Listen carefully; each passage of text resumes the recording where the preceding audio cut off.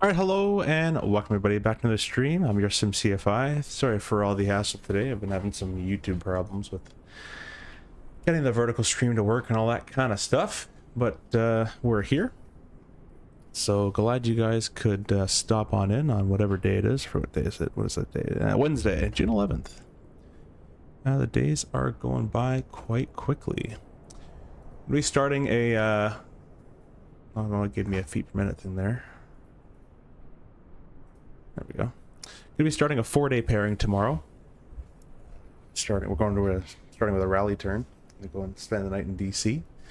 So that's gonna be starting some work tomorrow. I appreciate you guys all stopping by. Today I'll be using the ProdeskSIm CRJ throttle kit that I purchased from ProdeskSIm, which looks like this. If you haven't seen this before, you can go on ProdeskSIM's website. They have obviously the CRJ, they have 320, 350, 67, 777, whatever throttle you want, and it's an addition to your Honeycomb Bravo throttle, so it adds onto the throttle. It just clips on. Currently my right throttle is not functioning, however I made ProdeskSIM aware of that, and they have gone ahead and sent me a replacement right throttle to get that working absolutely free of charge. Although I am partnered with ProdeskSIM, I actually purchased these with my own money. If you'd like to purchase these as well and help the channel out, I do have a discount code down below that you guys can use. It should save you 5% and helps me out as well, which I can keep putting out new content and get more of these camera views and all that kind of stuff. In the works as well, we're getting the PU Air Korea CDU that just has been shipped to me. I have the CRJ faceplate, but I don't actually have the actual CDU portion of it. So that'll be coming in shortly, which will be pretty cool.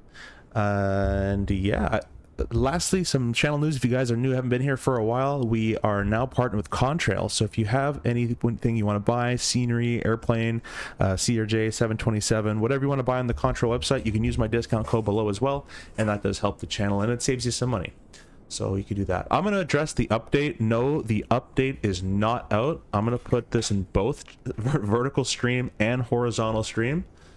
Oh, the update is not out, nor do I know when it comes out. Because I know I'm going to get asked that, and if I get asked it again today, I'm just going to say refer to the pinned message because I've replied to it about 500 times at this point. So I'm going to pin it in the horizontal chat. And let's see, wait for that message to go away. I'm going to pin it in the vertical chat. I know everyone's excited for it, but it is not out just yet. I know there's in the works of coming out very shortly, and they're in the very last stages, but I don't know when that's going to come out. All I know is I can show it to you. That's kind of it. Well, say hi to the people we got in chat. We got 17 people viewing the horizontal and a few in the 3 in the verticals. Thanks for stopping by. We got Simple Takeoffs. Welcome. I hope you liked the dinner. It was pretty good, right? Classic Sim Pilot says, we good? Lol. Yeah, we good. Hopefully. We'll see. I've been having a lot of problems today. Windy, hey, welcome. Thanks for stopping in. By the way, guys, Simple Takeoffs, Windy Aviation, and Flight Sim Gaming are all streamers as well. So go check it out as well. Flight Sim Gaming had a 30-second timeout for that last comment I just saw. Nolan says, hey, welcome. And Yannick, welcome as well. Thanks for being a member, by the way, Yannick, and Flight Sim Gaming as well. So let's get started. I'm going to turn the throttle cam off for now. And as it so happens, every time I do a VATSIM flight, I assume the Boston Center will go offline, but they're currently on for right now. So we're gonna go with it, and we'll bring this airplane to a turnaround state, as I can't be bothered to start it up.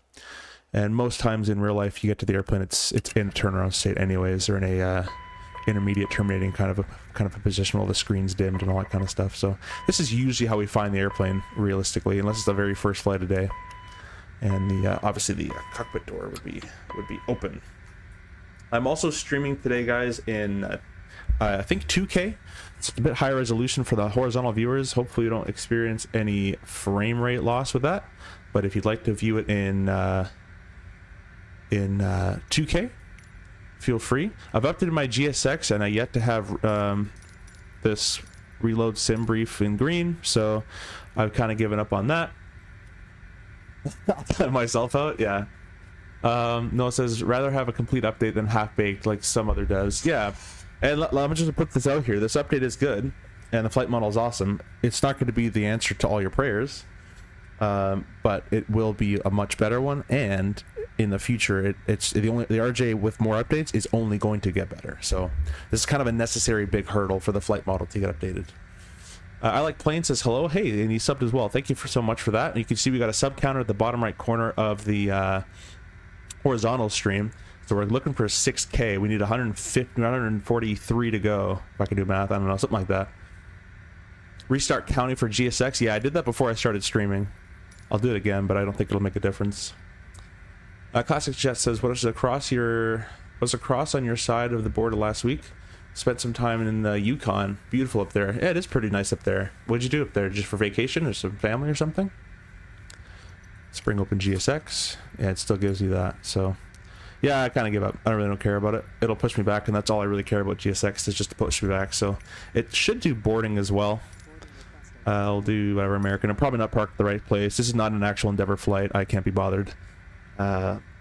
It's a flight I wanted to do, so I'm taking an RJ for it. I think they put a 320 or something on it in Delta. We'll go flight plan, import the OFP, and we're going to skip these two methods here. We are going to refresh the weather. We'll go to performance. No, don't do that. And I think if I bring up that one, nope. If I bring up, they're opening doors, that's all that is. Don't worry about that. There we go.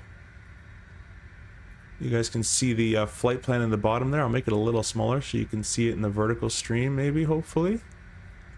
Hopefully it's okay. I'll try my best to get it for you, and I'll get it for the horizontal streamers as well. We're going to program some stuff, so I'll kind of just make that a little smaller in the corner for you. So we're going to go to the 0 fuel weight. I'm going to scroll down on this flight plan to the 3rd page. And we got our 0 fuel weight, which this is all in real life. This is predicted 0 fuel weight stuff. So this isn't our finals, but we'll just put this into the sim because we can load it. Enzo, hey, welcome. Like Enzo Ferrari. Thanks for stopping by. Class Jet says, Vacay was on a cruise, drove to Caracas. I can't pronounce that. I was about to say Caracas. From Skagway for the day. I don't know if I pronounced it either, but hopefully I did. I have no idea what that is, but hopefully it was a cool one. Those little road trips especially are fun too.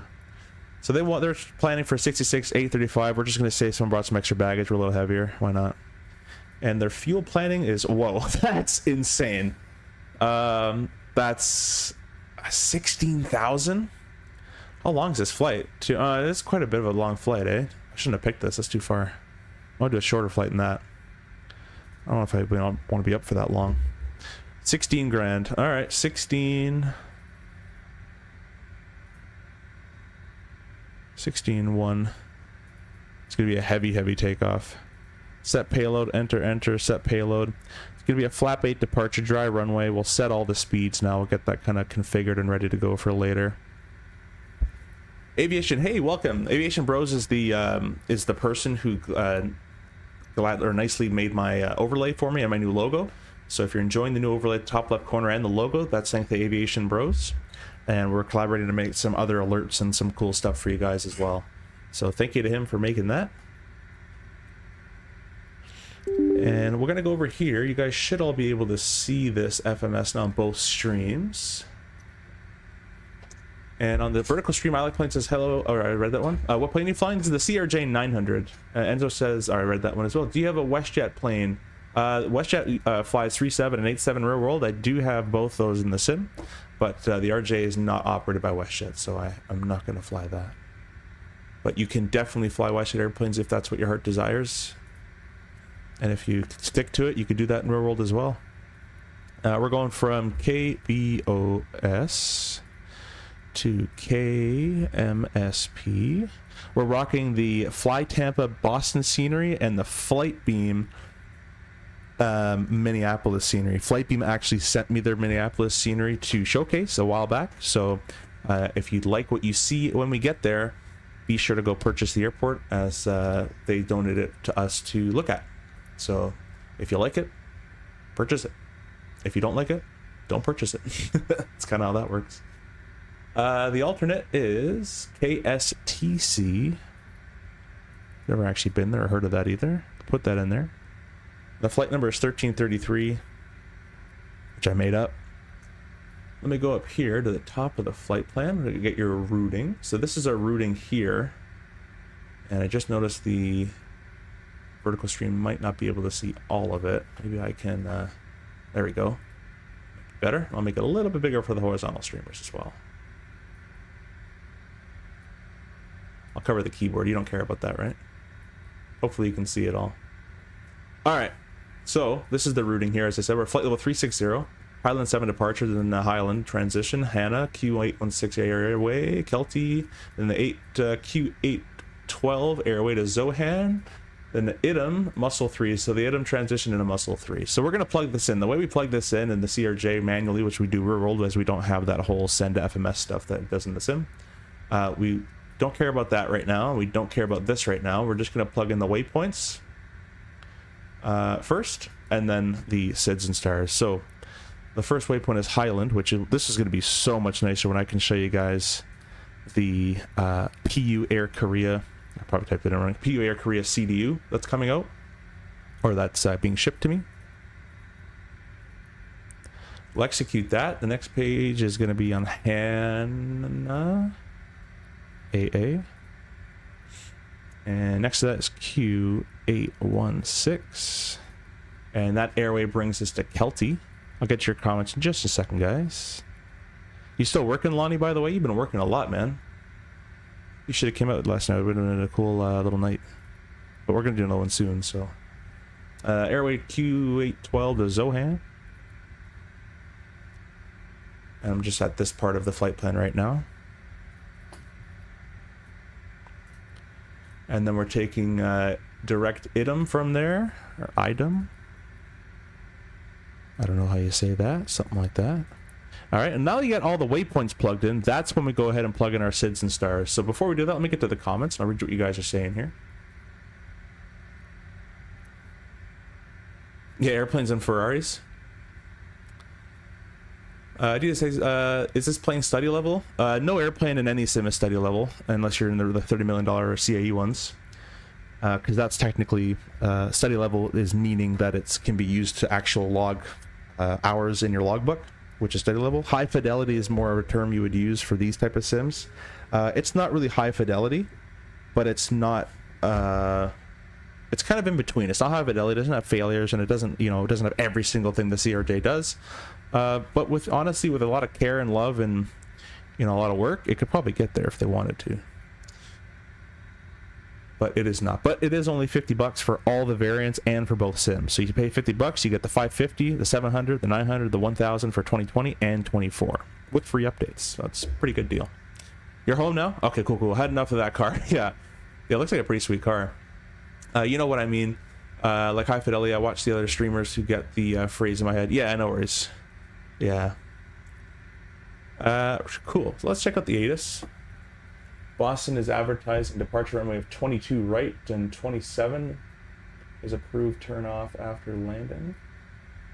Reback all hard. Well, we're going to program 22 right, and we'll just hope that's what we get. Actually, we got a pre-departure clearance, so let's see what that holds for us. Let's see. Squawk 73. Climb via SID. There's no runway in the departure, so I'm just going to plan 22 right. So Highland 7.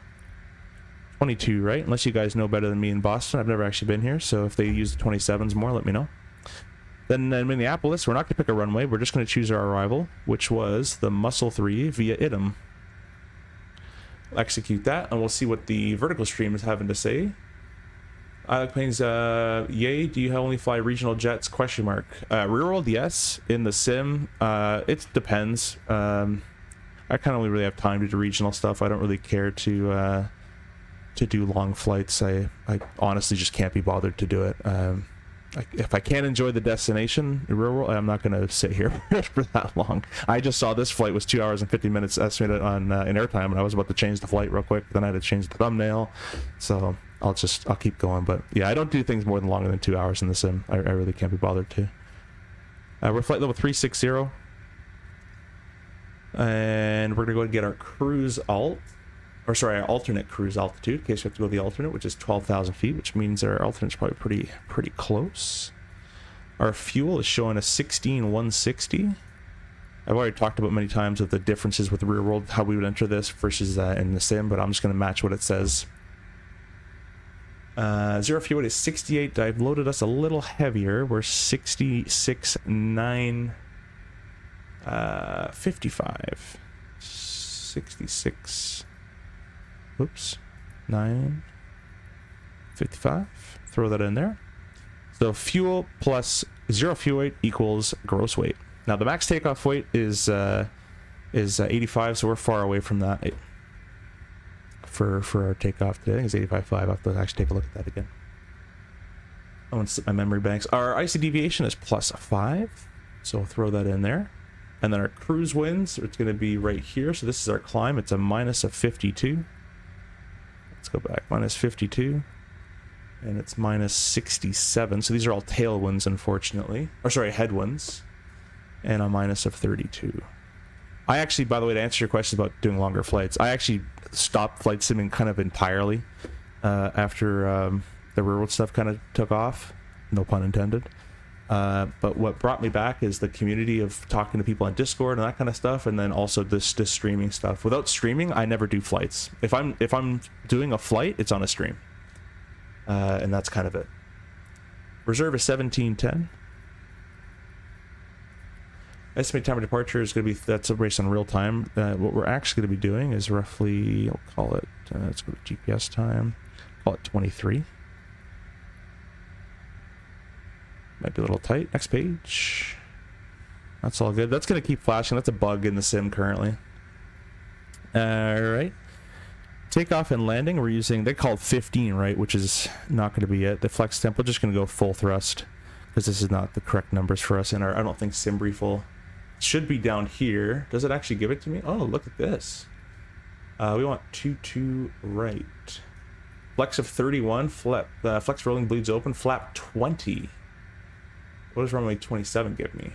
Toga bleeds off. Flap. All right. Well, let's do a flap 20 takeoff then. Return to load sheet. Flap 20. We'll set all the speeds for that, and we'll go ahead and set a ref or a flex of 31, which changes our ICAS messages now. Simple Takeoff says, I'm not sure if you had a chance to look at my message, but was confused by discrepancy in the POH for VA shows 2 different weights. Oh, actually, you know what? I was actually meaning to reply to that. And I actually didn't, I kind of completely forgot. Let me go back to it really quickly. It was Discord or was WhatsApp? I think it was WhatsApp. Yeah, here we go. Yeah, so as you see there, the 2 weights you pointed out, there's different weights for different speeds. On the first picture, it's 2,000, which is 92. And then the second one is, oh, it's 21 for 92 as well. I see what you're talking about now. Indicated 92, 21, 92. They both are models. I would go by the airspeed limitations VA chart. The top picture is what I used to use. But, in real world scenario, no one flies within a knot, so it won't make a difference. But like written test, or flight test, you know, you show them the chart. You can show them both charts, and they'll believe you because they've probably seen it before. Hey, gonna gain another subscriber. Thank you for that as well. Clash Jet says 27 is rarely used. Launches you right over the city. Okay. It said, hey, welcome. My bearded streaming. Yeah, Lonnie, exactly. Carl said it's 2,000 pounds. Roger, thanks. Yeah, I would just show them the chart. I would just show them that top chart. And if they say, are you sure? You can go to the other page on that emergency section you pulled up. But they won't give you a hassle. Don't worry about it. No one flies within a knot. No one flies within a degree. You'll be more than fine. Top of climb, 267.8. We're cruising 267/0.8. They want to get this airplane over there to fight those headwinds. 4.0 in the glide path down, or the descent path, or our navs are auto tuned. We're squawking via the PDC is 7351. MFD menu. We're flying from the right side. We'll go VNAV. From the left side is pilot monitoring. We'll go on. Flight plan page, copy active. Flight plan page, copy active. I'm going to get rid of that. What's it called?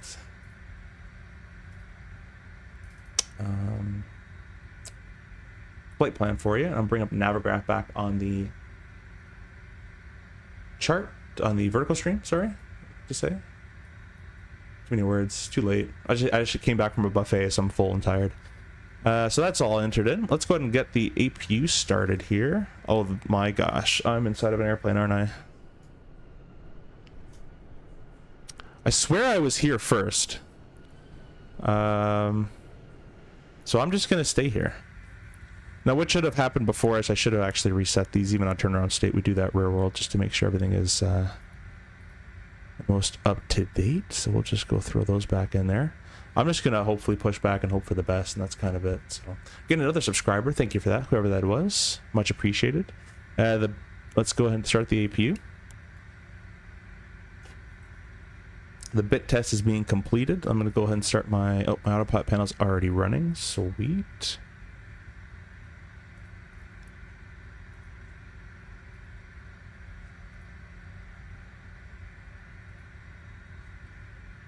Cancel the flight airplane's damage. Yeah, the MEL list is going to be quite long, won't it? The bit test is complete. Doors open. Gauges appeared. SOV and LCV is open at the top there. We can go ahead and click our start button. And the APU is going to start up nicely. I'll bring you outside for the startup sounds here. This is the BOS sound pack. Trick, I use vpilot type.aircraft and you can make them disappear. Really? Type.aircraft. Type aircraft and you can make them disappear. Oh, I see. Well, it's a southwest, I know that for sure. Southwest, southwest, southwest, southwest, southwest. At least it's painted. Oh, there it is. Ignore. Ah, all right, cool. Thanks, Simple Takeoffs.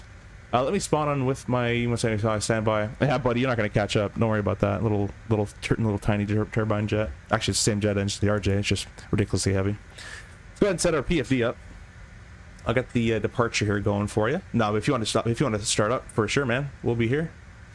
We're doing the Highland 7, and we're cleared the Highland 7 via the departure, which takes us to 5,000 feet. So we'll set our altimeter or our altitude selector here to 5,000.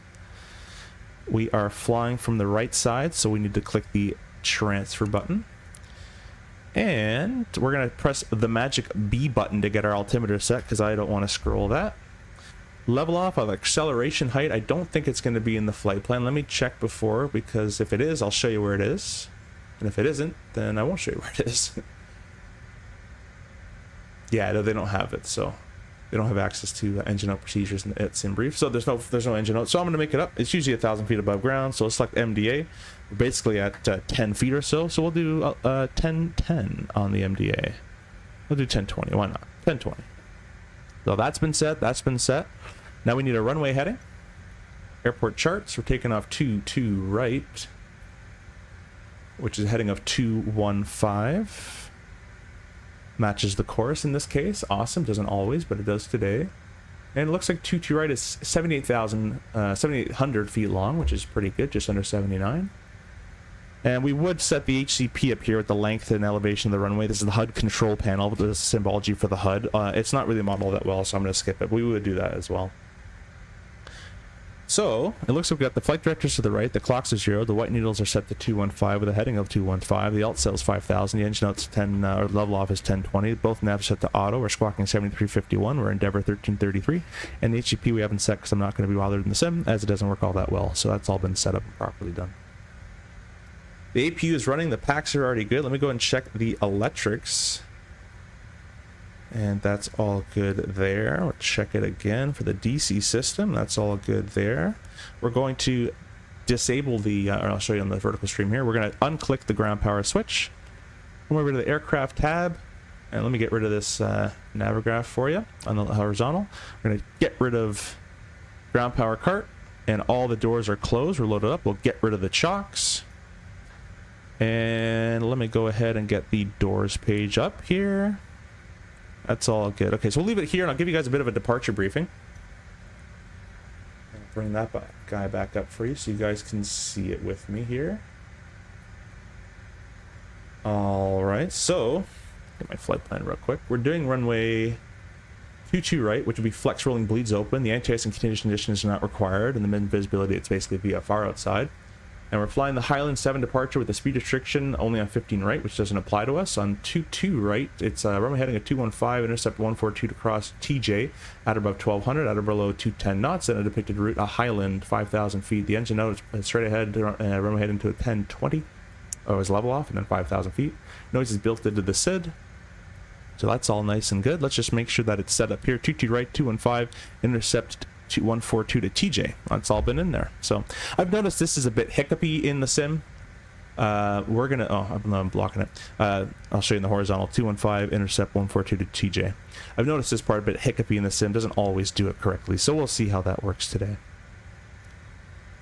That's pretty much it for that. I'm expecting a pushback and obviously tail to the east in the alley here, and then probably most likely Alpha, maybe Bravo changeover, and then where the hell's the runway? Oh, never mind.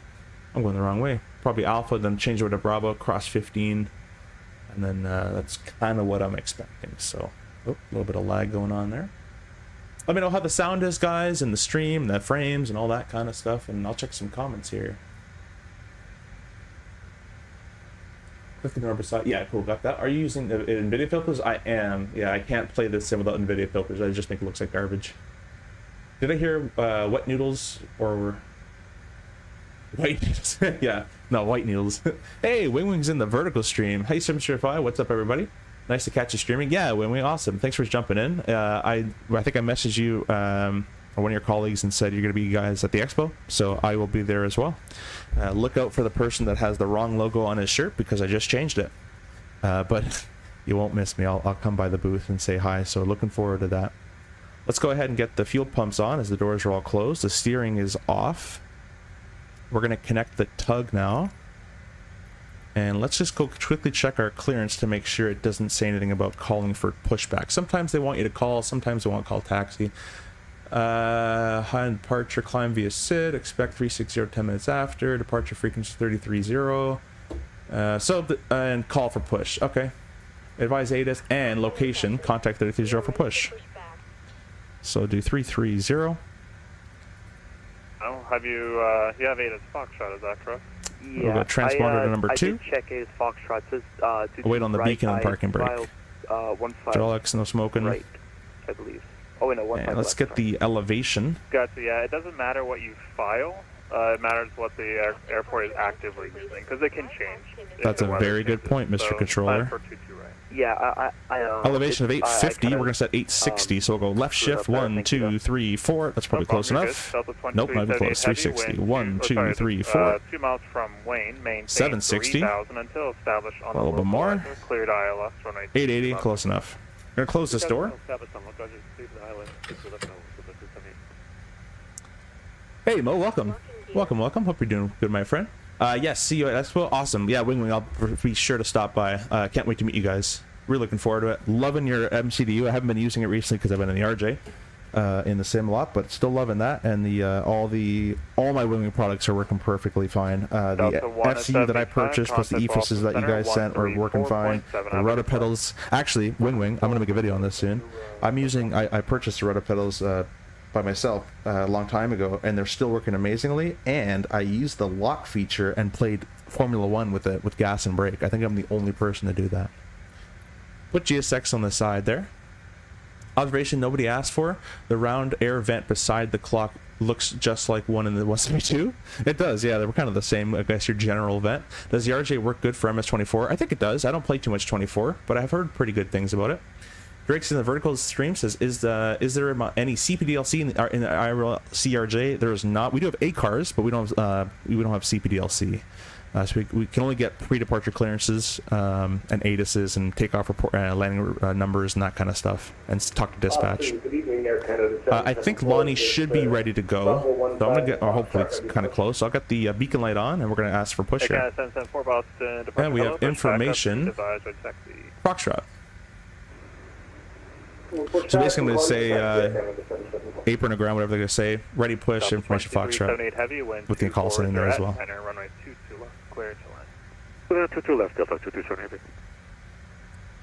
And ground over 1333, information Foxtrot, ready push. Endeavor 1333 Boston departure. Hello, what's your gate? Come on, you got a radar. Great Bravo 35. Endeavor 1333, thanks. Pushback approved, advise with taxi. Push approved and advise taxi. Endeavor 1333, thanks. Alright, not flying my man. Oh, you just lying to me? You're just getting me all hyped up. Alright, I see how it is. Beacon's on, transponders on number 2. We'll tell these guys that we're ready to push. JetBlue 2197, fly heading 330, descend and maintain 2000, vectors for the approach. And release the parking brake. Number Awesome. 2000, fly heading 330, JetBlue. Lol, yes, you can use the rudder pedals for sim racing. Not many people do that. It actually worked quite well. Like it's not going to be like a racing pedal set, but if you have nothing else, what I found the pedals the best for, in my opinion, because I used to do a lot of DCS and I kind of want to get back into it. I played DCS for 10 years and my chopper rudder pedals were never all that great. But now that I got these ones, you could take the spring out, and flying the choppers was an amazing experience with the spring out of them. 100% worth it. I made a joke when the Southwest spawned. Oh, I see. I should spawn my 817 top. Oh, I see. I was actually getting hyped up. I was ready for you to come join us. We're not really in real world supposed to start our engines when the pushback tug is turning us. We're usually on the straights only, so I'm just gonna wait till they're kind of done with wherever they're gonna bring me, which isn't looking that great so far. But we're rocking the Hughes texture mod for the CRJ, which is free, and then the BOS sound pack. The BOS sound pack, this being version 2.1, will not be the most up-to-date. There'll be some sounds that don't work, like the autopilot disconnect won't work because this is no one else has this update, so BOS hasn't been able to update his sounds. What the heck? All right, you're good. You're good here.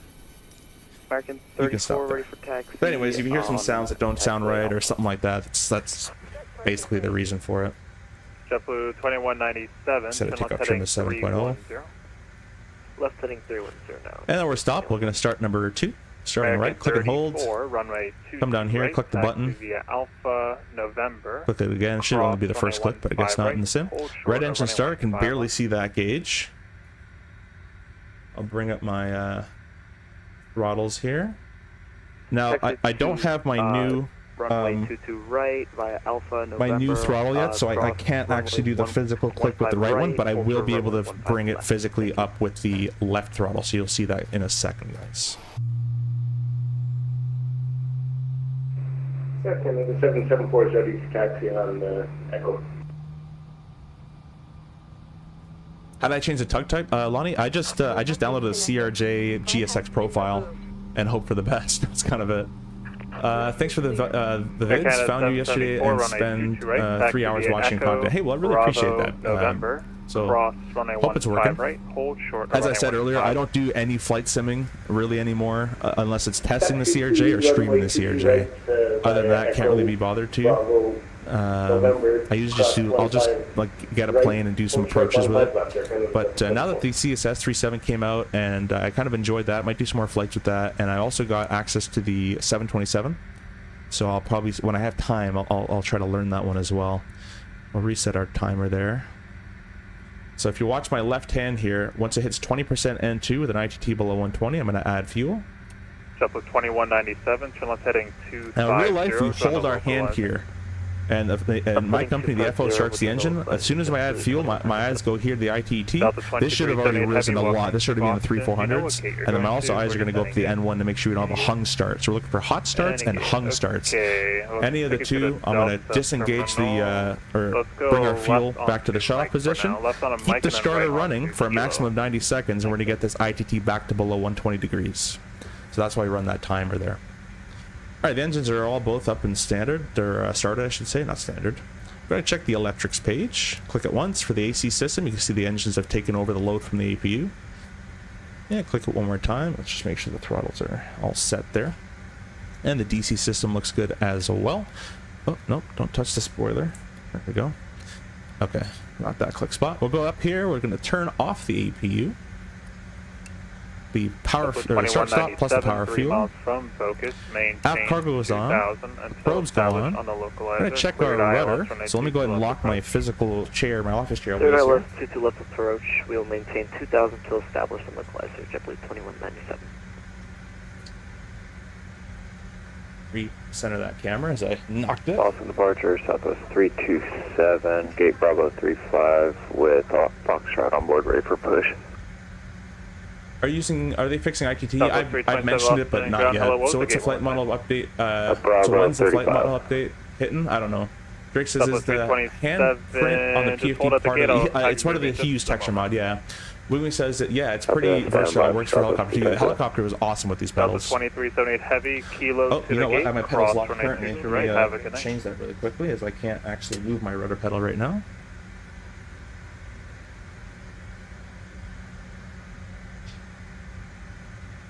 Delta 2378 heavy, cross runway 22 I right, was at playing with kilo, F1 and kilo with them to now. I the can gate, move my have rudder a good pedals.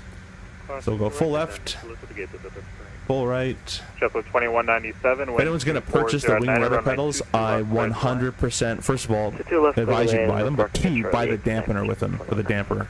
100% advise you to Thank buy you, it with that. American 34, cross runway 15 left. We're at ready to November. taxi. Let's go ahead and ask for clearance to Runway go. 15 left at November, American 34. Always get a notepad ready in case you want to write it down. And ground Denver 1333 is ready to taxi 22 right. Denver 1333, runway 22 right, taxi via Alpha, November, cross runway 15 right, hold short of runway 15 left. Alpha November crossing 15 right and short of 15 left in Denver 1333. So Southwest if you write it down, 327, you once sound the like a CRJ professional because you can just behind read it off. passes, Unless you've been in the pushes airport a million approved, times, you advise can right probably taxi. expect what they're going to give you. But Copy that. it's always nice to write it down. We do it in rural too, so don't think you're not being cool or anything. It's not about being cool, it's about getting it right. So American Alpha November 34, wind 240 at is 9er, gonna runway be- 22 right, cleared for takeoff. Let's see if I can find it on this chart. I can't, oh, that one right here. That's the one I predicted. Alpha November, cross that, Air and we're going to Canada wait to cross that one over there. cross So, runway 15 left parking at brake comes November. off. Now, if the parking brake off, we're probably too heavy for it to start rolling by itself. It's just slowly creeping, but the lighter you are, the more it rolls. So we'll give it a little bit of thrust. We'll get it rolling here. And let me put this back to me with track Boston up. departure, Air Canada 8689 at Boston Gate Echo 6, ready for Put the push. taxi light on. Air Canada 8689, Boston departure, good evening. Do you have 8 at Foxtrot? Hey, from we have Foxtrot, Air Canada. Is the nose with steering 8689. switch pretty much Air Canada like the 8689, pedal thank you. disconnect Push button back on the approved, Airbus advise thrillers? raise taxi. No. Pushback approval, call It's not at all. taxi, Air Canada 8689. The nose with steering, if this switches off, Air Canada 774, this tiller doesn't wind even, it 240 won't let you at 9er, turn the runway gear. 22 right, clear for takeoff. So it kind of works like that. It completely disengages the nose with steering. It's meant. It's the reason is if you have that. We do it on push. If you have that nose with steering on pushback, the tug is actually not. It will actually try to overpower the hydraulic, and the tug will snap the tow bar, or worse. Worse stuff can happen. Let's reset that clock as I forgot to do that there. So we're going on Alpha. It's gonna be the left-hand turn on Alpha, and then it's gonna be a right-hand turn on November. So we're clear right, we're clear left. Everything's looking nice. Vero, hey, welcome on the vertical stream. This controller needs to work on this Boston accent. Shouldn't be easy to understand. Yeah, that's true. It should be Boston ground. I'll go at you. Is there any CPLC? All right, answer that American question. 34, radar contact, altitude. American 34, we're at 2,500. American 34, thanks. Climb and maintain 14,000. Climb maintain 14,000. All right, so 1, 2, about three right turns to go, and we'll be at our November. Hope you guys are enjoying the new overlay, which is at the top left of your screen there. The ETA should become available once we're kind of in the air, from memory. We're passing Foxtrot on the right here. And again, if he's still in the channel, Aviation Bros, which was his YouTube name, is the one who made this for me. He doesn't actually want to even charge for it, but I'm going to give him something for it. We're also working on getting. Right, and then right turn on we're also getting some alerts, Right, hopefully, and some other on cool the stuff Charlie, going. cross 22 right. So he and made then the a right logo, onto Bravo. and he made the Okay, overlay. have a great night. We appreciate the ATC here in Boston. And I really appreciate that. You too, but you're still going to be with me just for a little bit longer. Aw. Bosch Pro 33. I know, I have to listen now. 34.7. So the next right turn's coming up. Permission to load 34.7 turn the into ears the off. radio Nice. there. Air Canada 774, radar contacts to altitude. We have it ready to go later. Here's November, so it's a right turn, cleared to cross.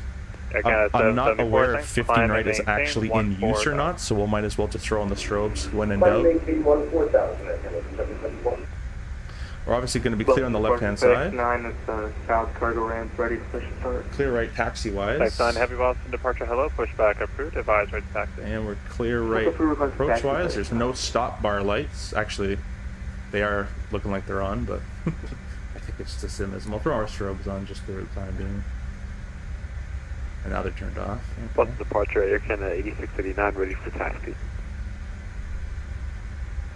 Air Canada 8689. Wings is currently not in the plan, but thanks for the feedback. We'll consider based on community demand. 15 right, hold short of running 15 left. Oh, so I was on someone else's thing. Taxi 22 right via Alpha November, cross runway 15 right, hold short 15 Sure, left. come Air off. Canada 8689. Let's get our flap 8. Actually, Double it's 20. 2197 on cross Bravo, photo manual. hold short of Alpha 1. Flight control. On Bravo, hold short of Alpha 1. Full left. 2197. Full right. Endeavor 1333, cross runway 15 left at November. Cross 15 left November, Endeavor 1333. My yoke has American a bit of a 34, problem when I contact pull up Boston like that, Center, so don't worry about that. 134.7, have a good flight. Contact Boston And Center, everything there looks good. So it's going to be runway 22 right on the Highland got it. 7, which is good 215 heading, intercept 142, first waypoint TJ. Hot cells 5000 with the engine out of punching 1020. It's straight ahead, 1020. 22 right, taxi We're via clear to cross Alpha, 15 left. November, Strobe light cross throw runway back on. We're 15 right, clear. hold short of runway Right, I need 2 15 heads. I need 2 people here. This is why the RJ is a 2-person plane. Clear left, clear right. 22 right, Alpha November, cross 15 right, hold short, 15 left. Push Southwest V2, 27.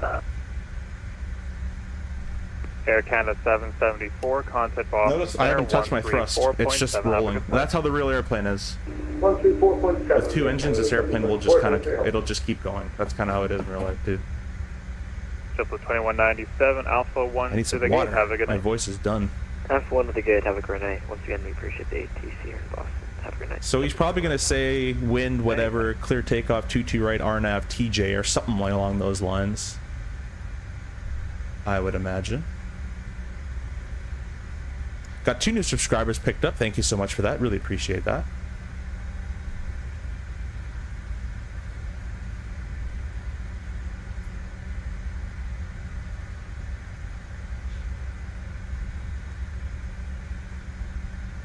Hey Lonnie, I do that midnight flight to the F1 race. If you can't drive out there, let me know. We'll get you on board. But it takes off at 12:30.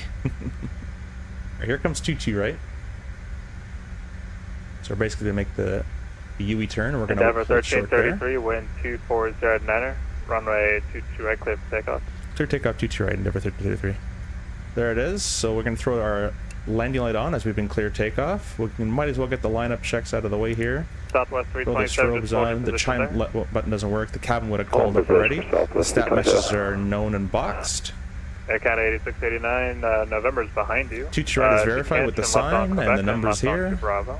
We're clear right. We're Sorry for the clear mistake, turn left. left Quebec and then onto Bravo, my bad. Air This is Canada going to be gear up, speed mode, nav mode for our departure, and gauge it up at 600 feet as well, guys. If you don't know how to do those RJ takeoffs, it's kind of how they work. Press our toga button. Got TOTO. Takeoff configuration is okay in that stat page there. Let's get going.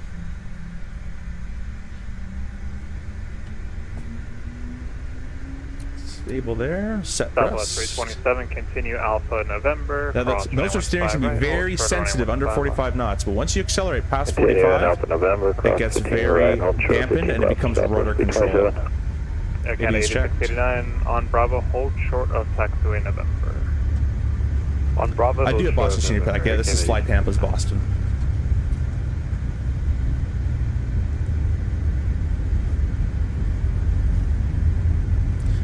V1, rotate. Watch as the airplane does not stick anymore in its little ground effect. It just keeps on going as the real airplane does. Gear up. And we'll go speed mode. There's 154, climb 154, nav mode, heading. After 400 feet, it's going to change to FMS2 armed. You can see it's, sorry, armed right now. It's going to go captured at 400 feet. There's a captured. It's RNAV to TJ. Okay, 689, taxi November, cross. He didn't say departure in the air, so I'm going to stay with him for the time being. I'm November, hoping cross runway 15 right, hold short runway 15 that left. this is actually working correctly. We're going to throw the autopilot on. Engage. Nope. Oh, I forgot that turn on state has this problem. Departure FedEx I'll make a video on that, don't worry. Foxtrot. What I'm talking about. FedEx 9 heavy, Over the runway level off height, 23 we're going taxi to via accelerate to our VT speed. Bravo November, Plus or minus, cross runway 15 right, hold plus short 10 or of runway 20. 15 left. RTC right Okay, it's by not Kilo doing what Bravo I November, cross 15 right, hold wanted short it to do, 15 so left. we're going to do this. That's what I was talking Southwest about. 327, cross runway 15 left at November. Cross 15 left in November for Southwest 327. Endeavor 1333, radar contact to altitude. 2,000 climbing 5,000, Endeavor 1333.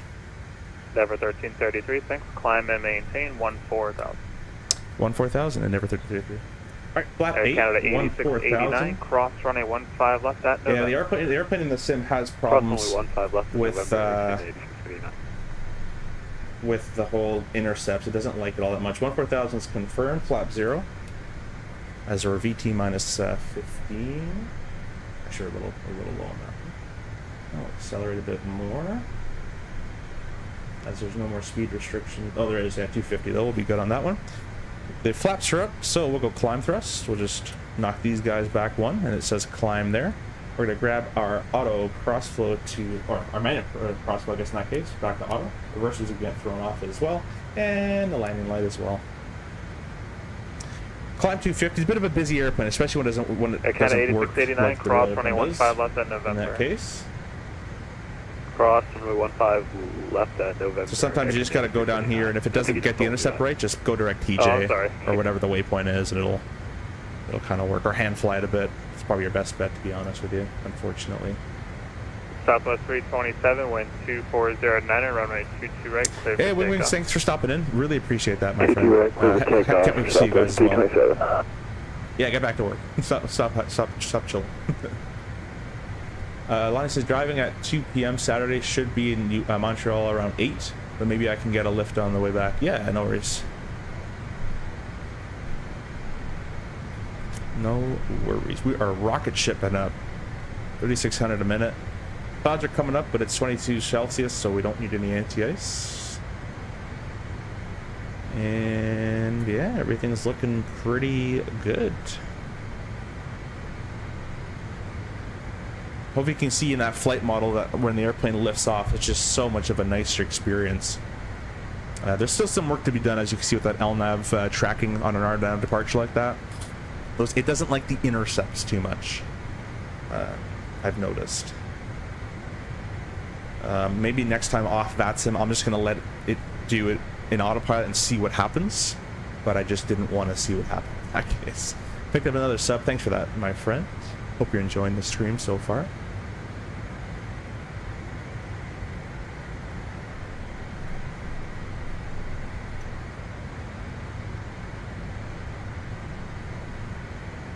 We got 20 of you guys on vertical, and 34 of you on the horizontal. If you guys don't mind hitting that like button, it's free as well. I really appreciate that, and it just gets our content to a wider audience. So if you guys can all hit those like buttons, Canada really would appreciate that one. wind And thanks for stopping in and staying in direct clear for takeoff. at this late Direct Wednesday clear night. for takeoff. Maybe it's morning for you guys, I don't know. Endeavor 1333, contact Boston Center 134.7. Have a good flight. 34-7, Endeavor 33, have a good one. Southwest 34-7, 327, change it radar. over. I've already set it up earlier. 24. There's 10,000 feet, no rush to contact them really. Lights out, pressurization is checked, the belts are still on. We're going to accelerate vertical speed. 1,500, we're going to do a 320 knot climb. So we're going to throw this guy to 320. I'm going to keep my eye on it as we're in vertical speed now. I'm just going to maintain flight level 200. I'm just going to say is center Endeavor 1333, 11,000, climbing 14,000. Center Endeavor 1333, 11,000, climbing 14,000.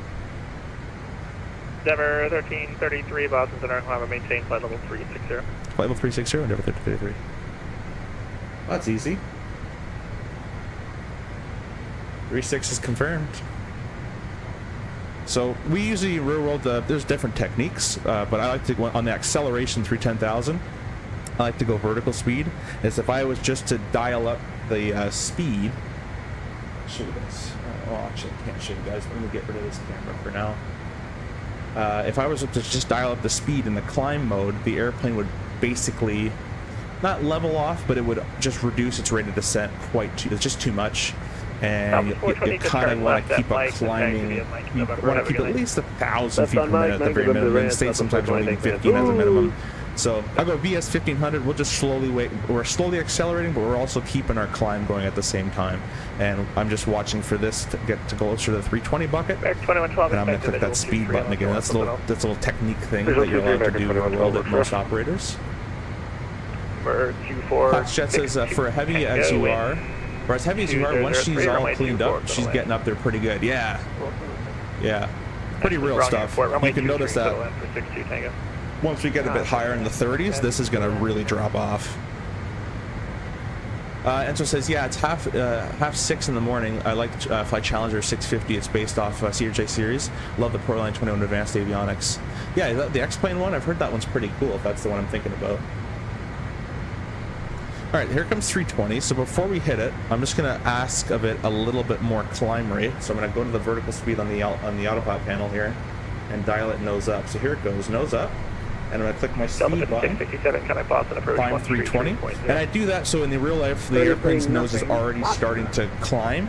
And so it doesn't, the airplane doesn't make a sudden huge pitch action when I click speed. Now we're climb 320. Now what we have to watch for this is we're looking for climb 320, and then we're going to transition into 7.7. So this airplane will automatically transition at 0.77 Mach-wise, only passing 31,600 feet. If you hit Mach 0.77 under 31,600 feet precisely, you're going to have to manually click the IS/Mach button. So we're going to be watching for that. If you don't click it and hold 320, once you pass 30,000 feet, you'll be in this bucket. This bucket's going to start coming on down towards us. So we're going to all watch out for that. You guys let me know passing 25,000. Keep an eye out. You guys are all the pilot monitorings today. Yeah, you cut out. Just verified to send me the Robux 322 left. Yeah, X-Plane one. Yeah, I heard that one's pretty cool looking. Heard that one is pretty decent. Gain 3 more subs, or 2 more subs. Thank you so much for that, guys. If you guys want to become a member of the channel or use any of the discount codes down below, be my guest. Helps the channel, helps you, helps the companies. Everyone kind of grows, and you guys get a product out of it.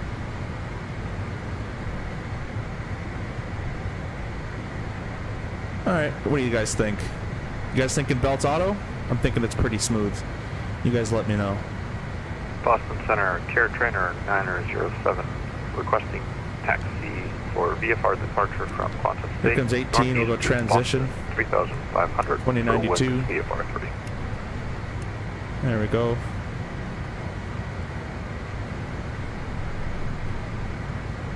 During night flights, I noticed that cabin light stays on for the entirety of the flight. Is there a fix for it? Not a fix, but you can change the cabin lighting here. Aircraft, cabin lights. You can control these as you like. Or leave them on auto, whatever you want to do. To runway 16, trainer now. So. Boston Center, 8689, crossing 10,000. Okay, 8689, Boston Center, Alright guys, we'll go Belts Auto. Climb maintain flight level 360, 8659. We're on our way, another, well that's not right, another 7 hours, that's not correct, but... American 14. I think what it's doing is calculating the vector in there and the arrival button approach. Roblox 3 left 997, right?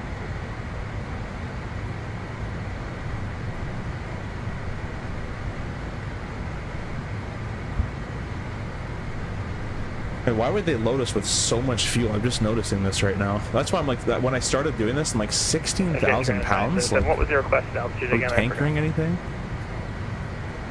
3,000. Tanker extra 0. Trainer 900. Oh, okay. You know what it is? That's just an incorrect number, I think, is all.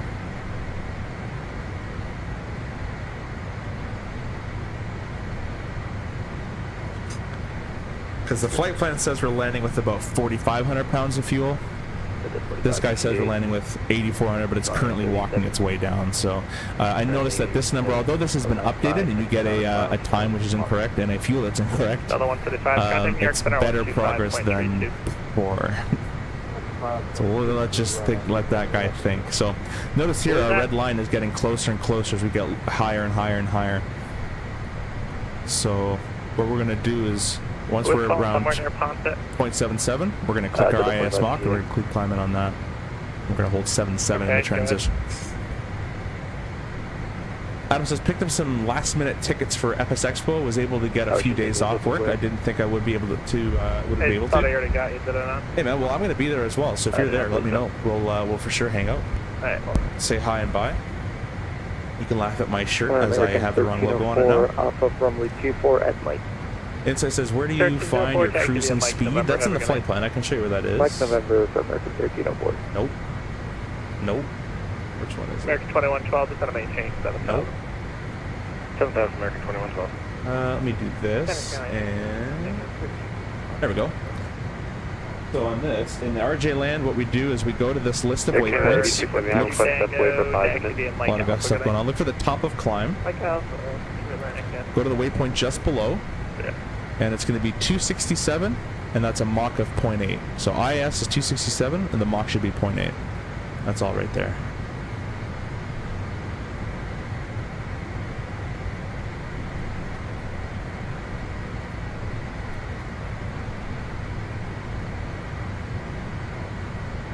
Good question, though. Boston Center, make a 24. We've entered a left base for your alternate must be Boston. No, it's KC something. Runway KSTC. What it is the CRJ doesn't calculate its planned arrival fuel. Like, notice how it's then I'll count it back up, but this number's kind of all over the place. So once we put an approach in there, it'll kind of get a little bit better. We should be landing with 4,500 pounds, which is much more realistic of what we normally see. 907, are you ready at the end or need to do a run up? Calgary says maybe they gave you a super far away alternate. No, yeah, it's just the RJ being above. It's approved. Runway 24. I'm sorry, runway 16 for takeoff. Gonna buy an e-ticket for FSXPO. Yeah, that's always an option. Probably the next best option you can do if you can't go. I'll be able to stream a little bit of the expo and stuff as well. So I'll kind of show you around, and I'm excited to meet Mickey Mike and CST and Owls and who else is going? Flight Streamer's going. I'm trying to convince Simple Takeoff to go. If he's still in the chat, tell him to go. Everyone just tell Simple Takeoff to go. So here we go. Notice we're getting close to 0.67.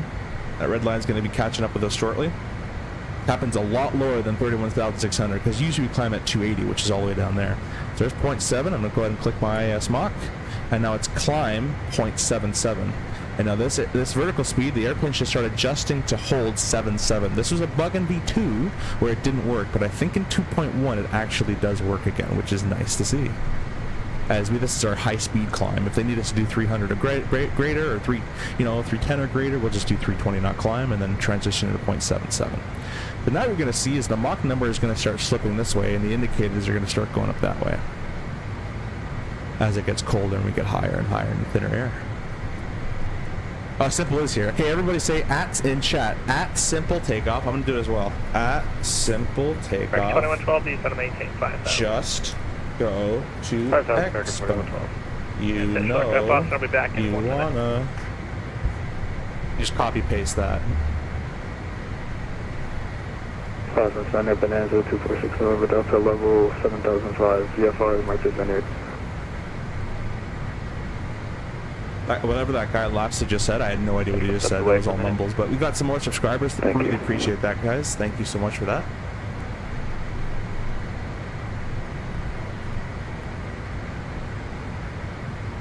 Where are you from? I'm from Toronto originally. But my school? You're not even starting yet, man. I mean, save money for the school, that's a different thing. I can understand that. But you haven't even started yet. Come on. Come on. You guys are gonna hate me, but this flight is so long. I'm actually thinking of disconnecting from VATSIM and just like slewing myself over there. 246 November Delta level 7005. I don't like just sitting here, but I like chatting with you guys though. 246 November Delta. Hey, are you an AVAB fan from DCS? Hey, is V2.1 up? No, it's not ready.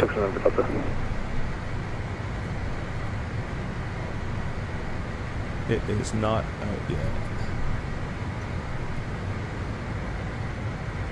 I can change the vertical stream a bit over to the side so you guys can see a bit better. I just noticed that. So hopefully it'll be better for you guys in the vertical phone format. Got 18 of you guys in the vertical stream and 33 of you guys on the horizontal. I really appreciate that.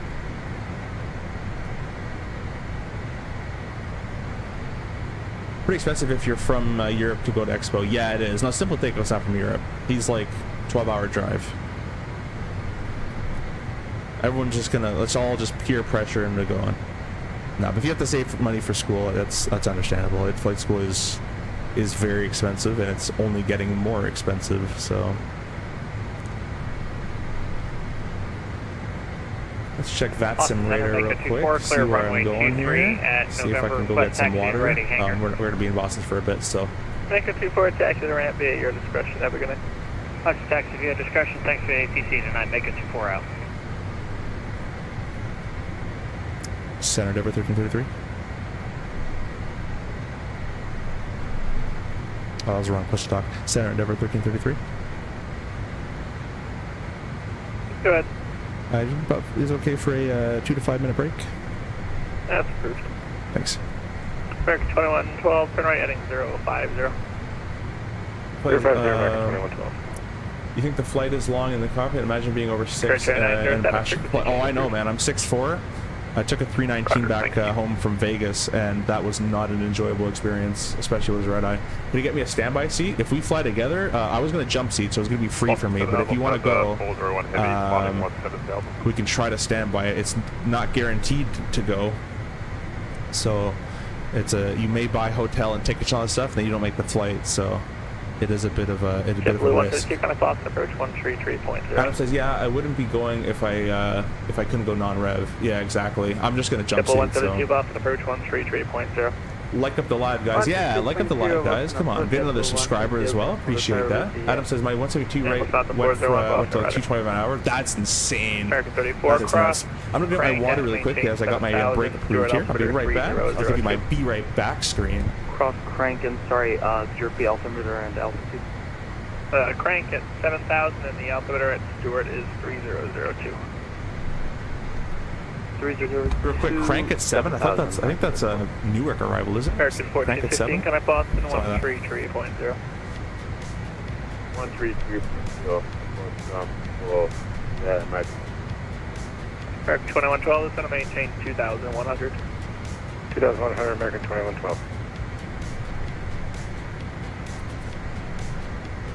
Southwest 327 Bradley, altimeter 2999er. Altimeter 3999 over Southwest 327. Delta 45, 68, descend via the J Fund 2 arrival, runway 22 left, Boston, altimeter 2997.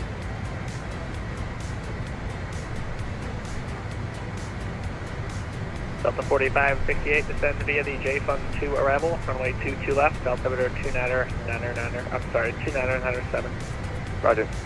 Delta 45, 68, descending via J Fund arrival.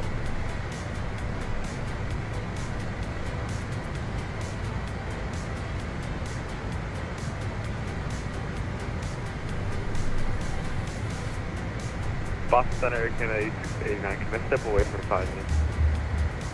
Alright guys, I am back. I was very conflicted today between streaming this or streaming why did that go to Russian Air Force 7865 on. There we go. Between streaming this and streaming the Formula 1. I've been really liking Formula 1, and I got my pedals to work, my actual racing pedals, so I'm a lot better now than my last attempt. Yeah. This is taking a very realistic time right now to get up to 36,000 feet. This is this is all real. Notice it's 700 feet a minute. It's going to get a little bit of airspeed, go to 1,000 feet a minute or so, then it's going to dip back down to like 200 feet a minute. The airplane really does that in real life. It's quite annoying, but it does take this long, and these are completely real feet per minute. Don't expect this thing to get to 41,000 all the time. It doesn't do that in real life. You only get to 41,000 if you're like 65,000 pounds and under as a total weight. Center Denver 1333, we're back with you now. So this is completely real. It took a long time to get this flight model to act this way, and basically act pretty close to every scenario, right? Once you touch the climb performance, it affects your descent performance, and once you touch the descent performance, it affects your climb performance, and once you do that, it screws up your landing performance. So there's all that stuff that we had to tinkle with to get all the work, all the lifts and drag ratios and the flaps and all that kind of stuff to produce the right amount of drag and lift for it. So I think you guys are really going to enjoy this new one. Have you ever flown in Europe? No, I've never flown in Europe, Kev. It's just a classic jet system. I'm going to call you CJ. I'm going to call you CJ. Well, this is the CRJ, I remember. Yeah. Boston Center, Skyhawk 809091. Query? I think I said that completely wrong, but hello. Thank you for stopping in. And Adam as well, I mentioned earlier, but I don't think I did, but thanks for being a member as well. Really appreciate that. Simple Takeoff coming with a $6.99 donation with a GG with a clapping hippo. I don't know what that means, but I appreciate that, my friend. Everybody in the chat give Simple Takeoff a good old clap and just say, go to EXPO. Yeah, we're looking for the flight following. So thank you for that. Save it. No, dude, take that money back. Save it. Put it towards your flight. 172. I really appreciate that. You don't have to do that, my friend. Block 4. Michelle told you yesterday, you don't have to donate that kind of stuff. 4670 in the box. Notice his vertical speed is dipping on down, Ready for taxi. dipping on up. That's exactly what the airplane does. Time to climb at this weight, we're about 81,000 on takeoff. We'll take about 23 minutes or so, 23, 25 or so, depending on the day. It does change from day to day. American 2112, Providence is 10 o'clock, 13 miles. Inside American 2112. American 2112, cleared visual approach, runway 23. Cleared visual 23, American 2112. At the 45 CCA, jumping out to flight level 24. 4568, descend via the J Fund 2, runway 22 left, altimeter 2907. Charter an RJ to get us all from Toronto to PBD, then sell the seats. Yeah, that'd be kind of cool. That would be definitely a good idea. I didn't even think about that. I don't think there'd be enough people for that, but I'm not sure. It'd be pretty expensive. 34, contact New York approach 125.7. Here's 35 for 360. 125.7. Sorry about that, Max. And get rid of our level F or MDA there. Boston Center, Skyhawk 809091. We got 22 you guys on the vertical stream with 13 likes, and we got 29 of you guys. Sorry, 22 on the vertical, 29 on the horizontal, with 28 likes. Doing pretty good, so I really appreciate that, guys. If you guys can keep hitting that like button, or actually just hit it once, don't hit it twice. No reason.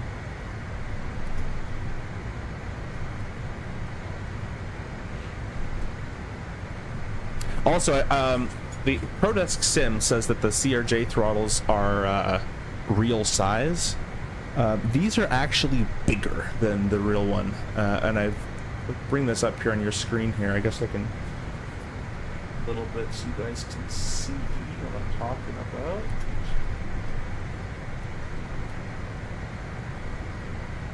So these handles here, there's my Wingman MCD actually right there. These handles here are crazy bigger than the real one is. This is all kind of real size, but these round parts are huge. They're maybe like that in the real plane, maybe like this. Like these ones are massive. These are like big. So I appreciate how, you know, good it does feel in the hand. They are a little big though to the rear one. I will be having a full ProdeskSIm CRJ review as soon as my replacement right throttle comes in, as that throttle is broken. 2112, wind 2003, runway 23 for the land.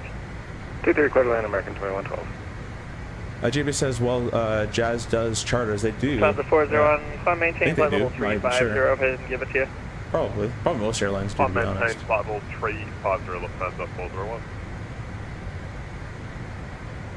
I was missed that. There was an alt cap at 36,000 and they want us at 0.8, so I'm just going to bring this to Mach 0.8, leave my thrust levers in the climb detent, and we're just going to chill till we get to 0.8. It took us 25 minutes. That's a very realistic time to climb up here at this weight. That's actually crazy spot on accurate on most days. Not all days, but most days. So, top of climb. We did it in 25 minutes. We were supposed to do it in 27 minutes, so we're a little early. That's always good. With a planned at top of climb of 1215 on the fuel. We're at 13, so we're 500 pounds above planned.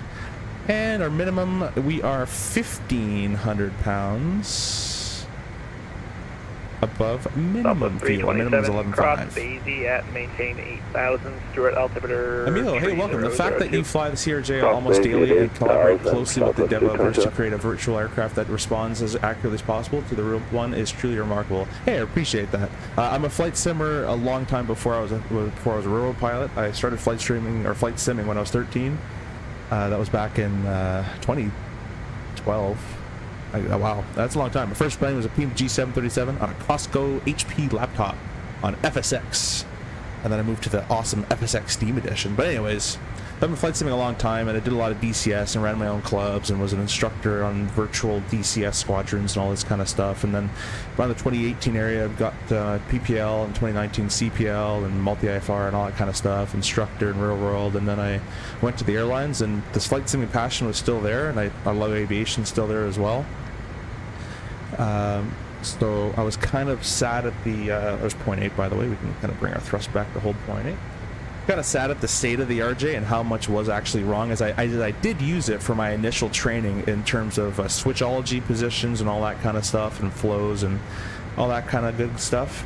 But when it came down to like sequencing approaches, or not even the course needle would it be even aligned with your departure runway, our departure course back then in the old version 1, so we got a lot of stuff fixed. So yeah, I'm glad you're enjoying it. I'm enjoying helping as well. I don't work for them. I've not received money from them. All I get to do is have the plane early to test it, and I guess in this case I have the ability to show you early, which was very thankful for Aerosoft letting me do that. To be honest, I didn't have to do that. So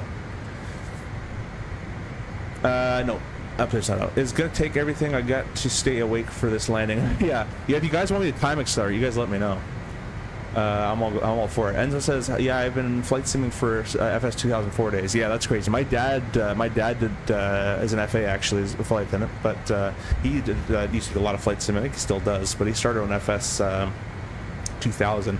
I was 6 years old, and the gift I got was FS 2000 with the ginormous, beautiful Concorde on it. We're ready to taxi. My love of aviation, my favorite airplane is Concorde. No one will ever steer me wrong on that one.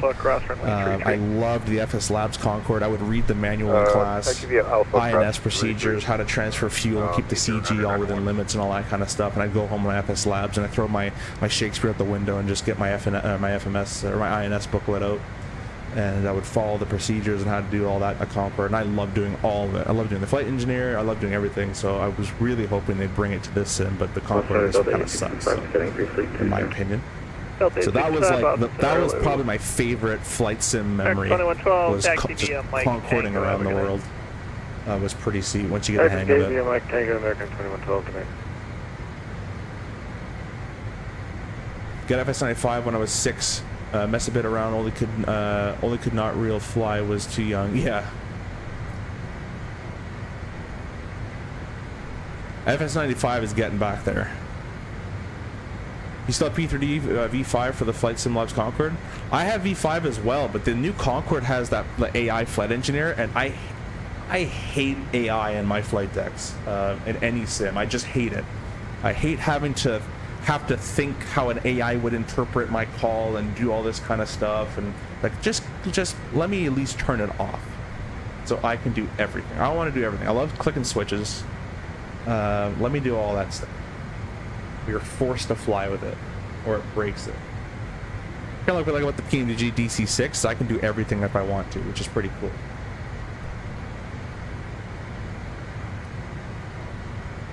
I'm so old. I flew the original Flight Simulator 1980 on Apple II. Yeah, man. Yeah, man. I actually just celebrated my 26th birthday not too long ago on June 5th, so if that gives you how old you are, there you go. JB says, I haven't tried the DC designs yet, hoping FSL gets conquered over in MSS. Supposedly they're doing it, I guess. They said they've been doing it for years. I've been waiting. 5.32. Yeah, they need to do like a V3 version of FSX where you can turn it off and do everything yourself. Yeah, I mean, I don't care if they want to add that stuff for people that want it, but just keep it the way it was. I loved it. I even loved the 2D panel pop-up, which obviously going to the back and actually using the 3D flight deck is better, but I just love the whole nostalgia of that. And watching, I forget the guy's name, was like UPS 1240 something, and he'd make a Concorde video, and you can watch it from start to finish, and that's awesome. I love all the Concorde documentaries online. There's 3 documentaries online with, or 4 documentaries with Captain Mike Bannister, I still remember his name. Takes you through the whole Concorde and the other captains and all that kind of stuff, and yeah, all that cool stuff. So I love the airplane. Very first time I went to lay over DC and I had a good chunk of time. I Ubered $40 Uber all the way to the IAD, the museum, Dulles Airport. Just stood near the Concorde for like 48 minutes, and then I Ubered all the way back to my hotel. 8689, I'm closed. Frequency change approved. Frequency change approved there, Kennedy. What the heck was that? Like that was a weather change in the sim. We just got knocked around.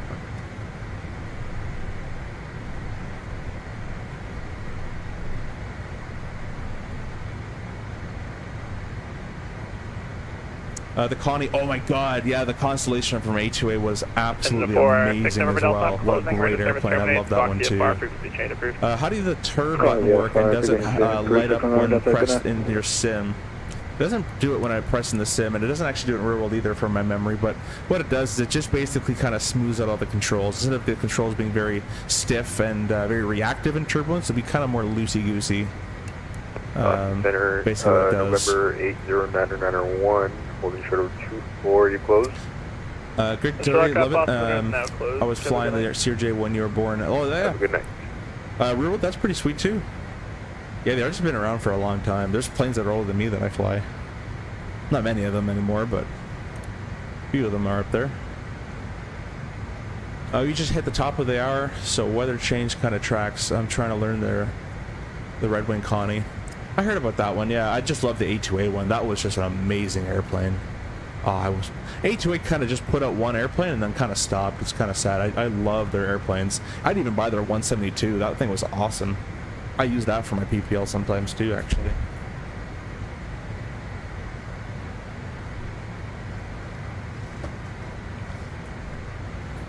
So I'm not much of a flight sim nut anymore as I used to be. I fly it when I stream or I make videos. When the new plane comes out, I'll check it out. If the Concorde comes out, I'll be doing that.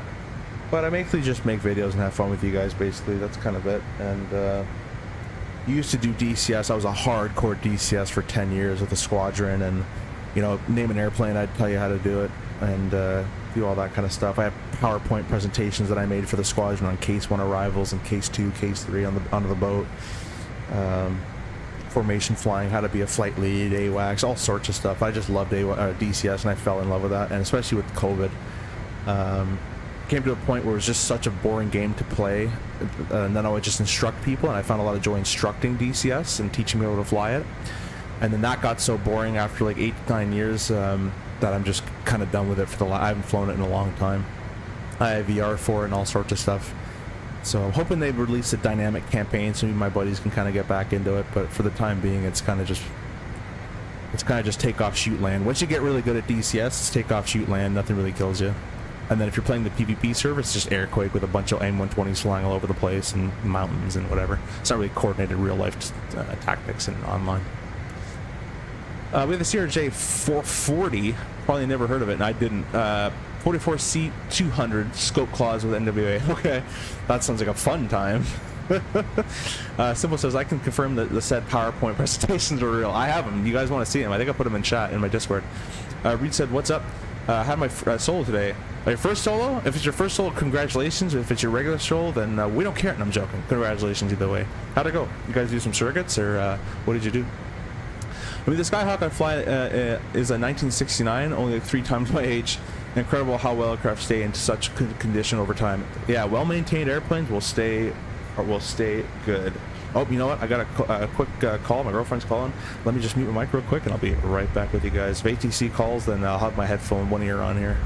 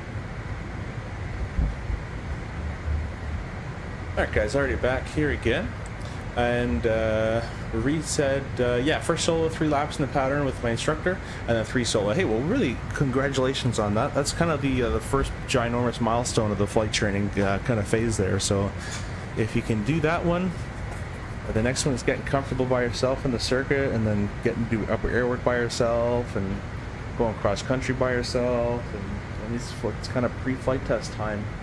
So I kind of called the first solo. It's not exactly halfway in the program, but it kind of feels like a halfway mark for most people. It's kind of the biggest hurdle, really. So yeah, congratulations on that.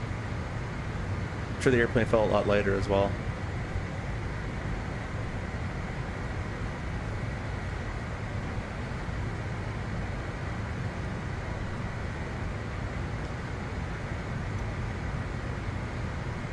Got more subs coming in. We're almost at 870. We're at 5,869. Let's hit 870. Who's going to be the magical 870? We're gunning for 4.2 million likes. Let's do it, guys.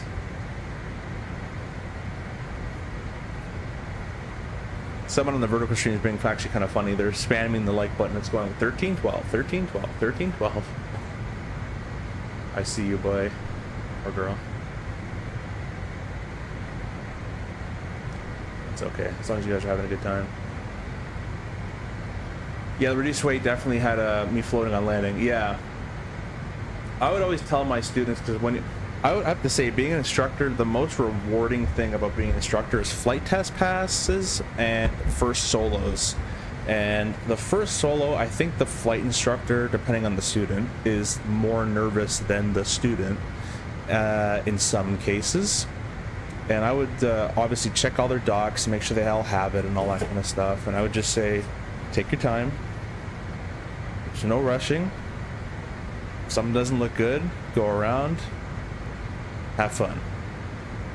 And you just kind of slowly close the door. You just slowly walk away. They go do their startup procedure, run up and all that kind of stuff, and use everything that you've taught them. And hopefully, if you did a good job, they'd come back with an airplane and the pieces all together. So glad to say that I think I did 4 or 5 first solos. They all went well. It was actually my very first ever solo that I sent out. There actually happened to be an accident at the airport that day. So I was watching, I couldn't find where my student was. And I heard one of the ramp guys said, oh, there's an airplane that just went off. And I'm like, uh-oh. Because this is my first solo I'm sending out. And, you know, you're a brand new instructor. And it turns out it was a twin, so thankfully it wasn't my guy. They slipped on some ice, and the braking didn't really brake too well. So he still did it, got a runway change and everything, handled like a pro, and came back. And lucky for him, there wasn't any ramp crew, so we couldn't dunk him. And it was middle of winter, so he would have got freezing. But I don't care, I'd dunk anyways in the water. That's kind of the tradition where I train. And so lucky for him, he didn't get dunked because there was no one to do the dunking. I couldn't surprise him because I would just have a bucket in my hand with water. So. But the other ones that I sent solo, I would it's kind of fun to plan this as an instructor, and you get kind of good at it. You set them on their solo, and as soon as they're kind of getting the run up and all that stuff, taxiing out, you just go run for a bucket inside, fill it up with water, tell the ramp crew, hey, I got a first solo going out. It's this call sign. Give you the bucket. They know the rules. So bring up to the fuel pumps, take a few pictures, smile here, look here. Oh, go to the tail, smile here, and as soon as you go to the tail, boom, they get dunked. So I have a couple of videos of doing that, and it was a lot of fun to kind of strategize that.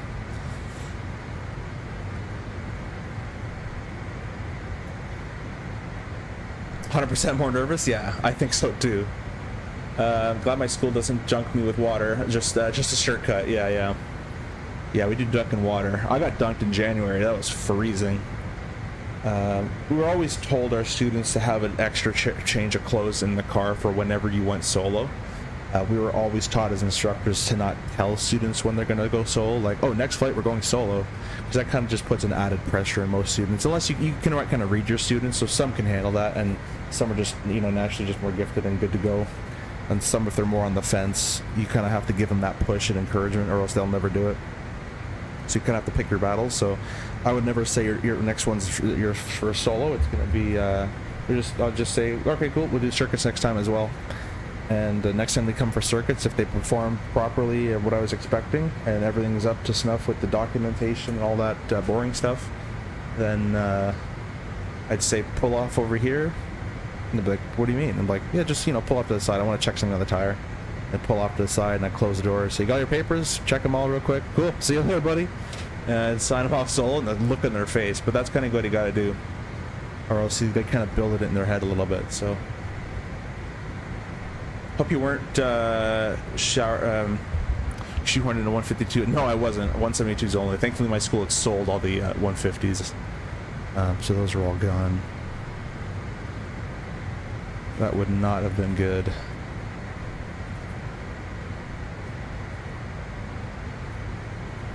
But yeah, that was a fun time instructing. I don't miss instructing A, and I kind of miss the flying, but I obviously like the RJ flying a bit better. just is kind of more my thing. Some people like that, you know, instructor lifestyle, the GA stuff, or the King Airs or whatever. I've always been more of a kind of a jet airline guy. A lot of people find it boring, but I kind of enjoy it. But I do, like, if I had the ability to kind of just make my own schedule again, and, you know, revert to the airport and say we're doing stalls today, like that's it. That is still it was a fun job. It's a fun job if you have a guaranteed airline spot. It's not a fun job while you're if you don't like instructing, don't get into instructing, because you'll be even more miserable. But you're, you know, trying to get that time up, and you're trying to be a good instructor at the same time, and it will get a bit monotonous. But once you know there's light at the end of the tunnel, then you can actually enjoy it, I think, which, yeah. Anyways, Johnny, hey, welcome. Thanks for becoming a member of the channel. Really appreciate that. You got the gold badge. If you subscribe next month again, you're going to get the get the old logo. I got to re-update those logos. But on the next month, you're going to get the nice white and blue your SimCFI logo, if that means anything to you. It wouldn't mean anything to me, so thank you for subscribing, and really appreciate that. CJ says, I hope you weren't... I already read that one. Go solo, please. Hello. Hey, welcome. Thanks for stopping by. Hope you're doing well. First time here, please press the like button. And if it's also your first time here, put in the chat, @simple takeoff, go to EXPO. Reed says, yeah, I knew that my solo was ideally going to be this week, but it was no strong rush. Nor have I any interest in going up solo if I'm not feeling good at that day. Yeah, that's the best attitude. I had students that were, am I going solo? And, you know, they almost like put me in the ground. And then I had students that never wanted to go solos. So there's kind of a healthy medium in between the two. There's a few students that were just chill and kind of went like your attitude. So some you got to push, some you got to hold back. I once went out with the students and I pointed at the static port and I said, what is this? I just got this student from a different instructor, had 40 hours looking to go solo, that kind of stuff for solo. So let's name some parts of the airplane. So what's this? It says static port. I'm like, okay, cool. You know, first question, we'll keep going. What does it measure? What does it do? And then his answer was measure static electricity. That was probably the closest I got to laughing. I didn't, because that's not nice to do. But immediately in my brain, that brings me to probably not going solo anytime soon, especially after all the other questions I asked and stuff. So that's kind of the thing as an instructor. I forget what they called it. TLK or threshold knowledge, TKT, threshold knowledge test. So ask a bunch of questions and you can form not profile them. You can form an opinion or some sort of level where the student's at in order to guide the training. So a lot of TKT, and you can kind of, as long as your questions are accurately asked and you have accurate answers to them, you can find a lot of information out about some people and what they know.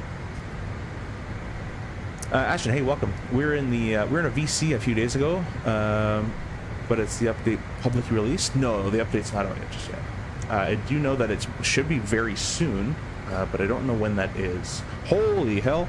I've been gone for a second. We've got up to 5875 on the subs. You guys might hit that 4.2 mil tonight. Thanks to Simple Takeoff for the donation, and thanks for Johnny Mon 211 for becoming a member. So thank you so much for that. I really appreciate that. I do have some member-only streams up, and the next one might be a Formula 1 race. I'm going on a 4-day pairing starting tomorrow, which is a takeoff at 2 p.m. It's more my time. I don't like early stuff. And so I'll be kind of gone for 4 days, but then on Monday I'll be back with 3 days off. So I'll probably get some streams on Monday.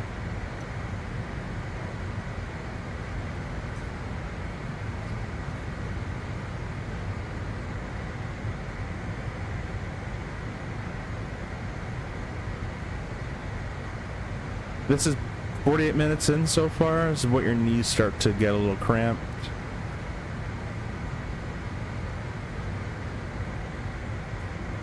Center Denver 1333 requesting direct IDM, India, Delta, India, Oscar, Mike, if possible. Give myself a cut. Listen, I'm already out of his zone. Oh, he went offline. Okay. Well, I'm just going to give myself the cut then. 22.8. And we'll go direct. Hit 'em. Second from the top is direct in the CRJ. That dotted line looks good. We'll press execute. And the airplane's going to turn. Notice how the airplane gives itself a little bit of time to capture the new course.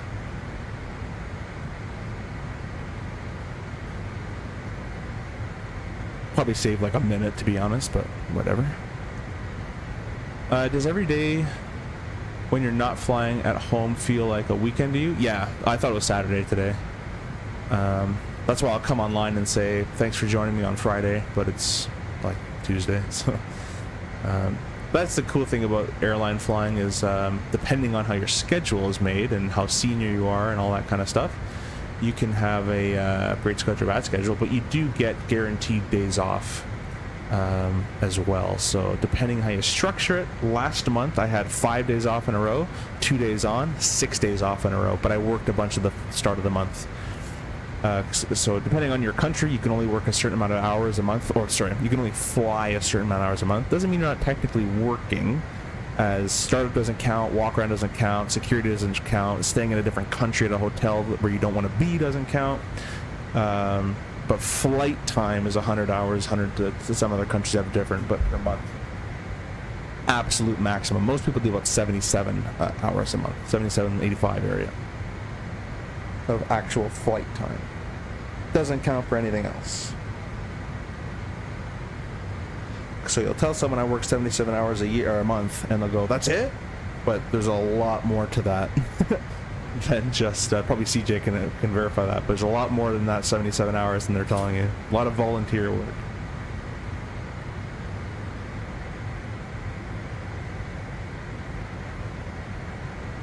And I think that's kind of every company. I don't think any airline in the world pays for startup or any of that kind of stuff. Usually engines on or wheels up or something like that. Every company's different.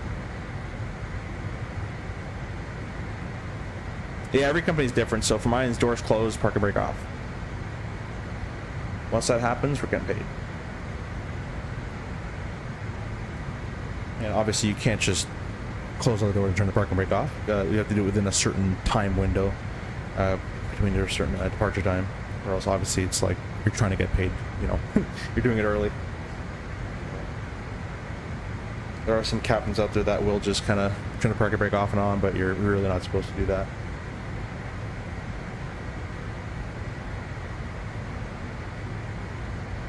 That lifestyle is half of my motivation. Work is work, home is home. Besides recurrent training, I'd imagine they don't blend an awful amount. Yeah, they don't. They really don't. I have my recurrent PPC coming up next month, which I'm not looking forward to. I just hate being in the sim. It's kind of ironic, but you've got someone looking over your shoulder doing everything. But it's the test sequence of events doesn't change too much. The locations and the type of failures can. But you're always going to get a V1 cut. You know, you're always going to get an engine out go around. You're always going to go do a hold. You're always going to, you know, take off, get a master caution, take off, get a master warning, something like that. So always going to reject takeoff. So there's kind of a rhythm to it, but there's also the caution, whatever failure they can give you can change. They'll give you one minor, one major, plus engine failure stuff. So a friend of mine has been a cabin crew for Norse since about a month ago, or a month after, sorry, they started ops, and I think for them it's door closed. Yeah, every company has their own thing. Yeah, it does sound a bit ironic. Honestly, on your initial training, especially being a flight sim guy and all that kind of stuff, the first time you go in the CRJ sim or any sim, you're like, oh my god, right? And then next time you come back to it, you're like, oh my god. Because the real one flies so much better than the sim flies, in my opinion. In my opinion, again, they don't fly anything alike. They're close-ish, but you just can't replicate real-world stuff. I don't really know how to say it. Someone says, on my V1 cuts, they expect you to remain within certain degrees from centerline. Yeah. I forget what that is. I think it's within 10 feet, or honestly I don't know. I'd have to go check it out, but maintain centerline as best as possible, basically. I don't know all the restrictions, or all the windows. Keep it centerline as best as you can. I learned something in one of the sims actually, which is kind of beneficial. Might be an RJ thing, might be other things. I'm not sure, but it's contaminated with snow. You get a V run cut. I'm full rudder. This thing's not going anywhere. And guys, like, you put your rudder. I'm like, I'm full rudder. He's like, how about in the next? We're gonna try it again. How about the next one? This wasn't the test. It was just like a trainer sim. How about the next one? You hold yoke down pressure a little bit longer. We're passing 130 knots now, right? So yoke down pressure through 130, you know, you get the caution, the engine cuts, but because you're holding that yoke down pressure in that contaminated slush, it's keeping that nose gear digging in that ground, and you can actually steer it a lot better with your pedals. So that's something I learned. So if it's a contaminated, slushy kind of runway and you have an engine out, or even if you're using, you know, normal engine, you need a bit more rudder authority, nose authority on the ground. So push that yoke down a little bit. Okay, thanks, Chase. We'll do that. So that's something I learned. So there's things that you learn in the sim for sure that you can apply. But yeah. Does your airline give a briefing before the PC with the hot topics they'll cover? Yeah, they do. It's about an hour pre and an hour post brief. They won't in the test. They're not going to say you're going to get this failure and this failure, but they're just going to say this is a standard. You know, flight test. It'll be conducted in accordance with the blah blah blah. They give you that kind of spiel. They'll give you the rundown of all the what they're looking for. You guys can make mistakes, but as long as you catch the mistakes together, work as a team. You know, unless it's a major error that gets left unchecked, stuff like that will result in failure, and they'll go through that kind of a brief. They won't say what's on the test, even though you've done multiple PPCs. You kind of know the rhythm of it, but you don't know what the failure is going to be. And then in the brief, you're going to get the flight plan. So you kind of go, you know where you're going from, going to. Yeah. Ridiculous that so much of crew's work is technically unpaid. You should be on the clock from the moment you take your first bite into the stale Danish in the hotel's continental breakfast. Yeah. I don't know about that one. I see what you're talking about that. Yeah, in a perfect world, it's probably not sustainable for an airline to pay like that, I would assume. But in a perfect world, you know, once you're past customs, you know, once your report time, once I need to be at the gate at a certain time, it should be paid time, in my opinion. That's kind of how every job works, really. I think it's just not sustainable. I would imagine if there's delays and things like that, I mean, they'll probably go bankrupt. I don't know business. The last person to talk about that. So that's what I think why it's not like that. I don't know. Yep, no requirement to rotate at VR. Keep it down for a bit longer. Yeah, exactly. Yeah. So that was a nice little trick. JBS says, when you're dealing with older aircraft like those CRJs you're working with, no two frames fly the same. Even with new planes, you can't have one that shows up as a lemon. Yeah, exactly. What I noticed is the NGs are so much slicker. They're so hard to slow down, and they speed up in the descents, whereas the 900 regular ones, we do 3,000 feet per minute idle thrust. The airspeed stays quite constant. You do 3,000 feet per minute idle thrust in an NG, you're going 290, 295, 300, 310, 320, and you can let it go as long as you don't get in red. And you're not in turbulent airspace, you know, you're not in your maximum structural cruising area, but the NGs are a much slicker.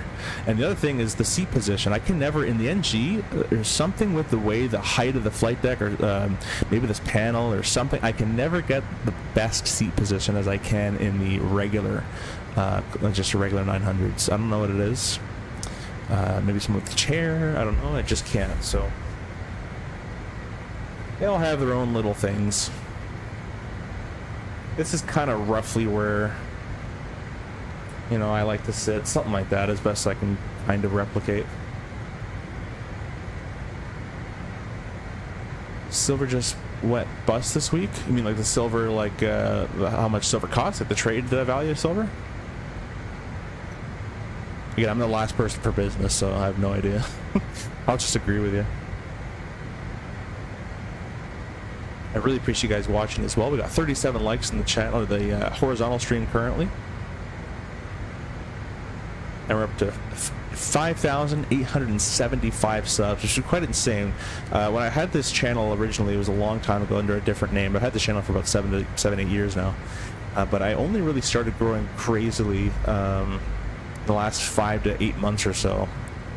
So really appreciate you guys stopping on in and liking this kind of streams. I only streamed as well because Flight Sim Gaming said I should stream, so that's why I stream. Got another hour and 25 minutes. I'm gonna cheat, guys. I'm gonna go off VATSIM here, and I'm just gonna, I don't really want to wait this long, unfortunately. I'm sorry if I bother you guys, but I'm just gonna make this go a little bit quicker, as my girlfriend wants to play Fortnite with me, and I won't be able to do that. It's Lake Ontario maybe we're passing. Looks kind of similar. I'm gonna stop around the 45-minute mark. Press Y.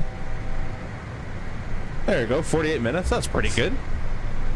Let this airplane kind of go direct ITM, kind of catch its balance a little bit here. There you go, direct ITM. Kind of get the lag to go away, let it just reload everything. The regional down in Florida with the pink ATRs. I have no idea who that is. I've never heard of them. And once again, there's no passenger ATR ops in the States. Okay, yeah, no, I've never heard of that one.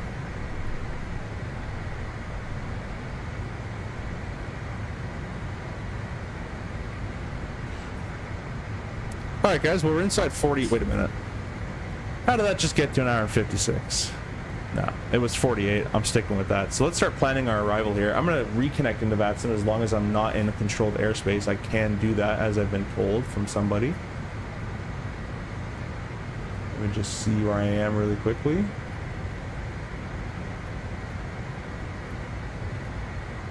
Although there's not really a point to reconnect, is there?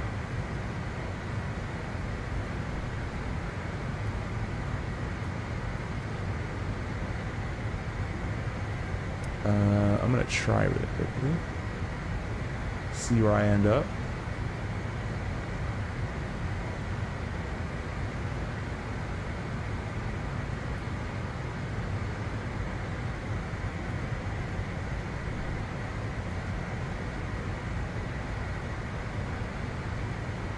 Come on, VATSIM radar.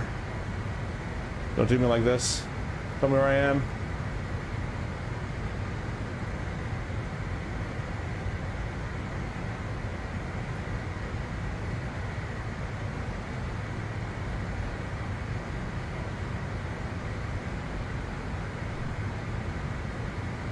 Oh, this chair just squeaked right there. VATSIM radar isn't showing me where I am just yet.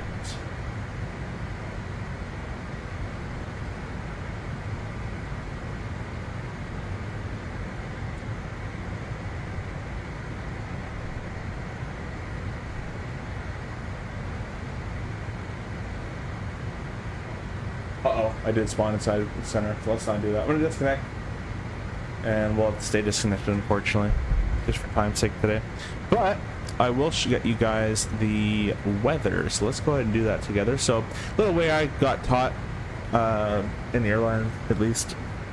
Some training captain gave me a nice little nursery rhyme, I guess. I don't know, not really a rhyme, but weather weights plates. So that's how I've been doing that for all this time. How to set my approaches up. We're going to grab the weather first. So let's get the weather first. We'll get Minneapolis. We got weather. ATIS. And I just noticed you guys can't see it on the vertical stream. Let's see if I can... Oh, it kind of just cuts it off, doesn't it?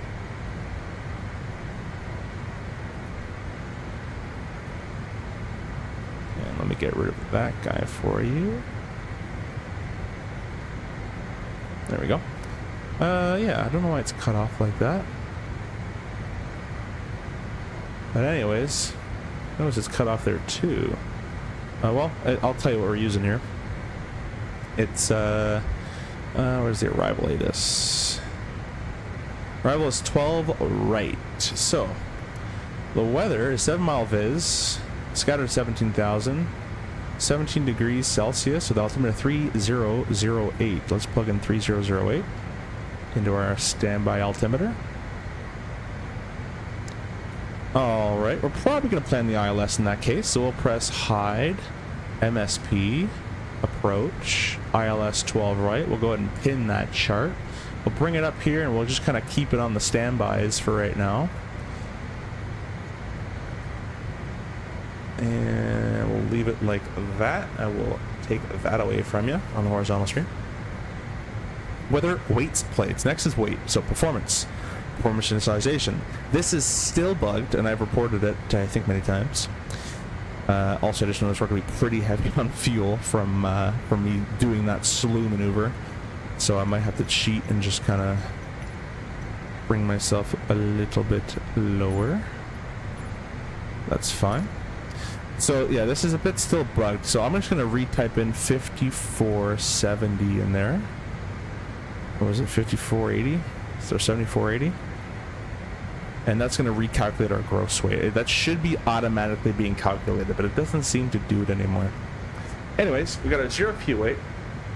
We're going to use this number, and we're going to add this to our predicted landing fuel. This number is usually quite high in the sim. It's usually not correct. So what I'm going to use is the flight plan number, which if I find where my flight plan even was.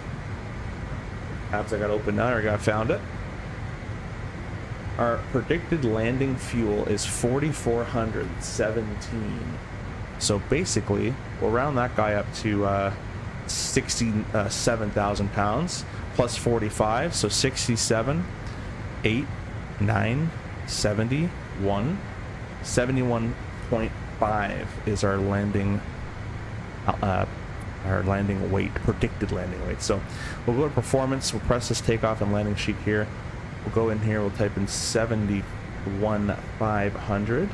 It's red because the max landing weight is 75,100 for the 900, the CRJ 900. It should have the airport auto loaded. We'll press charts, use flight plan. Okay, guess not. Doesn't like that. That still works. Okay, good. I thought it was a Wasson Breeze.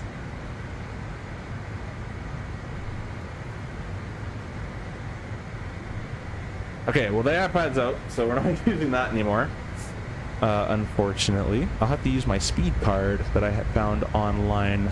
There's an online speed card you guys can use if you don't have access to a real one. And my real one's in my iPad, so I'm not right now. Oh, you know what? Let's go this close. Let me just look it up. Quickly just type in CRJ 900 a speed card. And there should be some forums or something with a link to one, the document. About 3 searches down. We're landing at 71.5. So let me just go find that number real quick. 71, which means 72 card. We'll round up. So our V2 in the go around, in case we need to do it, is 147. So we'll set this guy to V speeds, and we're gonna keep clicking the select button until it says V2. 147. Our VFTO, which means our VT in the go around, is going to be 195. Set it to the target setting, 195. And then our VREF, which we won't set just yet, but we'll know for later, is going to be 138. So now that we have all that, weather, weights, plates. The next one is the plates. Let's talk about the plate. What we're doing is an ILS. Not a briefing, but just getting everything set up. The loc is 10.3, so let me make this a bit smaller. You guys can see there. Now in real world, we can type in the identifier, and it should work in the sim, which is I can't highlight, IHKZ. HKZ, and if I put it here, it should equal 10.3. 10.3. It's the wrong identifier, but it's the right frequency, and that's all that matters in the sim. Alrighty. How close are we going here? Okay, we're still looking okay. That's been set. You'd set up your HCP, HUD control panel. We're not going to do that today. And you set up your MDA. We're going to go to the bottom. I've seen a lot of streams, Discord and YouTube wise, where they'll just do radar altimeter. They'll bug DH to 200. You're not supposed to do that, as that's not legal. You have to actually scroll the MDA for a Cat 1 at least, to this number, 1042, which we round up to 1050. There's 1050 set on the MDA there. Now, if you're doing the Cat 2 or the Cat 3, this would be an RA-based minimum. So radar altimeter, that's where you'd use the DH. That's where that comes in handy. But every other approach other than a Cat 2 or 3, without the RA there, if it doesn't say RA, you're using the MDA. DA is bold. The bracketed H is decision is above ground. We don't use that unless it's a Cat 2 or Cat 3. That's all been set. No temperature corrections required, thankfully. Departure and arrival. Arrival is the Muscle 3, ILS 12 right. Let's take it via... we're flying... What are we flying right now? Flying west. We're flying this way, so it doesn't really matter. We'll just take it from vectors. That's fine. I'll vector myself as there's no ATC, as I've screwed all that up by slewing. IDM, we're going direct it currently. And next page, look at the star, the Muscle 3. We're starting the Muscle 3 from IDM. Then we have, let's go back. I haven't pressed execute, by the way, guys. Take note of that. Then we have Shea. Then we have Camaro above 24,000. Then we have German, 280 knots above 22,000. Muscle 280 above 17. Yeah, Bake's, I don't know, 280 above 12. And then we got Wolves, Loon above 11. Wybury, G50 above 10. Zaski, 9,000 above. Greek, 238,000. Dolly, vector for the ILS 12 right, starting at Zesty, which is 4,000 above. Kings, which is flap crossing at 3,000. ILS 12 right, a ref of 138. Misapproach is a heading of 121, climb to 1,300 feet. Then it's turned 3,000 feet direct to the FGT VOR at 3,000 or above. Holding at FGT, which would be on my speed card here, would be 208/3000. Confirmed, execute all that stuff in there, and we're good to go. That's kind of how we set up an approach. And I can give you guys a brief. So it's going to be the visual. Let's just call it the Muscle 3. We're descending via the Muscle 3. There's no ATC because I've logged off of VATSIM. So we'll do all the restrictions as brief. We have a 280 knot restriction or slow by the star, and then 250 also below 10,000. That's all for turbojet aircraft, so we'll do that. Do the visual backed up by the ILS, runway 12 right. It's effective 11-3, effective 10th of February, or September, February. The look is 110.3. I'm also going to plug in actually the FGT VOR, which is 15.7 in our backup here, in case we need it. 15.7 on both sides. 15.7. Alright. Flight approach up to 121. Glide path check at Kins at 3,000. MSA high sector is 3,500 based on the MSP VOR, which is different VOR. And comments, trivia for you guys in the comments. What does MSA stand for? And how far can I be from this VOR until these altitudes don't matter? Does this count for 20 miles, 50 miles? How far does this actually go until? Let me know. There's a trivia question for you. Missed approach is runway heading 1,300 feet, then a right turn 3,000 feet directly to FGT VOR. In the case you have to go to the missed approach, either one can call go on, including ATC. I'll select a toga button, toga thrust, call flap 8, gear up, speed mode, heading mode, gauge up at 600 feet. If they want us in the published miss, we'll go white needles on both sides, left and right. And nav available nav mode.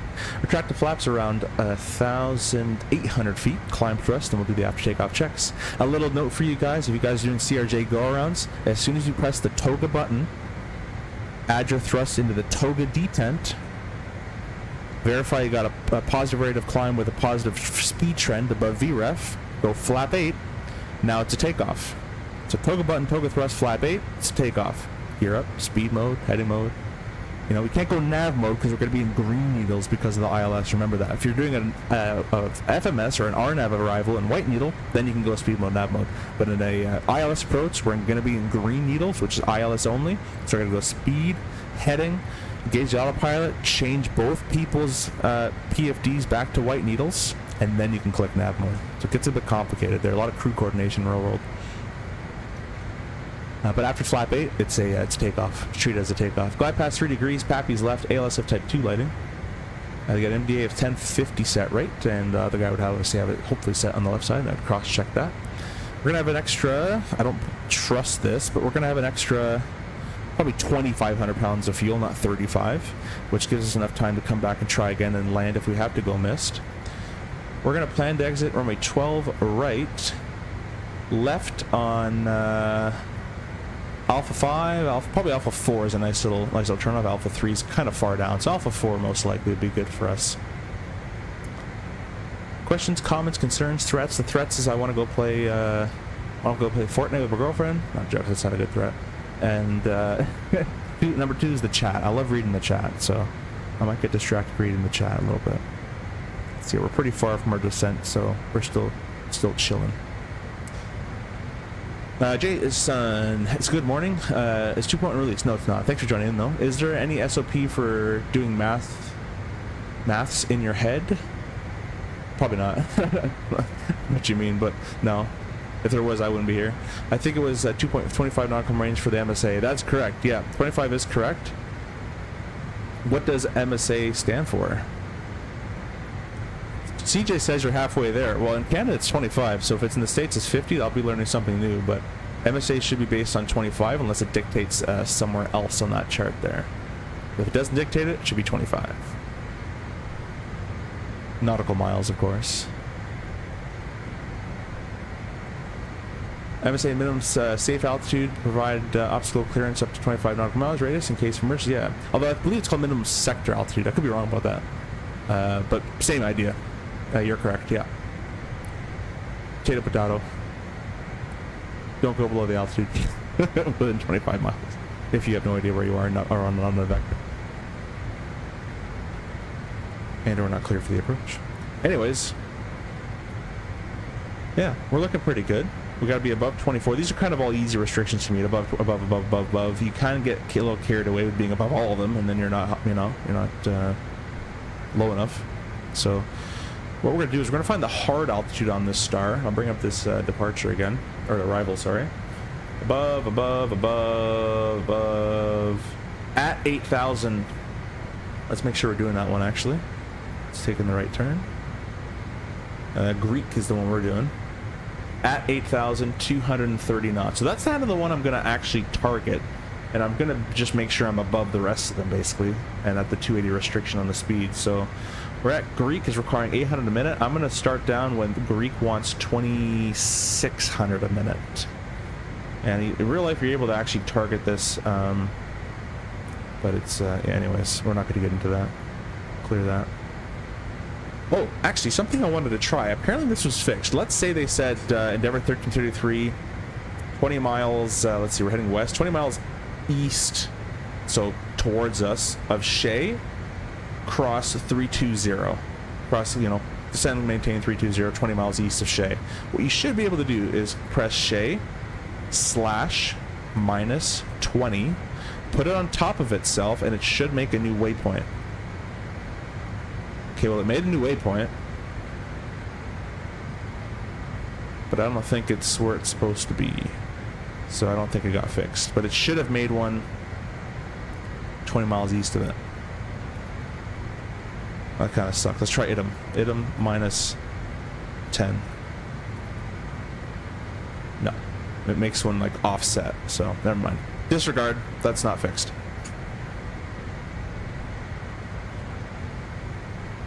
No, I meant have to answer. Oh, yeah, cool. Yeah, it's safe with the FAA, but same difference. Yeah, exactly. I was gonna am I going crazy?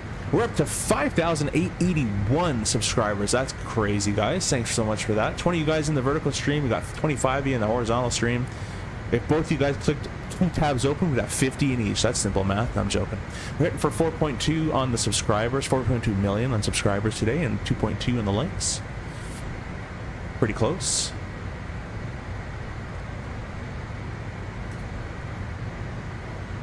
But I hope you guys enjoy this. It's going to be a pretty nice little landing. The RJ, when it's heavy, like a 70,000 pound landing in the RJ, it lands nicely. Even with a bit of less wind. If you're super light, like in the 50s or in this low 60,000 pound landing, and there's zero wind, that is usually the most challenging CRJ landing you're going to have, just because there's no headwind keeping you afloat. You're approaching at 122 knots with flap 45, so you kind of have to hold your power in there a little longer and kind of hold off flaring a little bit until you're closer to the ground as well, or else you're going to thunk hard. The RJ is known to slam. The RJ 900 is a very easy airplane to slam in real life. Here's another trivia. What's the diff with MSA and MEA? MSA is minimum sector altitude, or safe, whatever you like, and minimum en route altitude. So if you're not on an approach, you know, not within 25 nautical miles, you can go. Let's say you're in mountainous airspace and you had a pressurization issue. You go down to the MEA, right? Just so you're above all that terrain, and you keep radio reception as well. It's not going to be quite 10,000 maybe, but you're not going to hit a mountain. So if you're IFR, for visual, maybe you can argue a different story. But yeah, minimum en route altitude. Takes into account on the MoCA and radio reception and all that kind of good stuff. I haven't really had to use it, to be honest, thankfully. But they are there on your low and high charts. Probably the low chart, actually. Shouldn't be on the high chart, I don't think.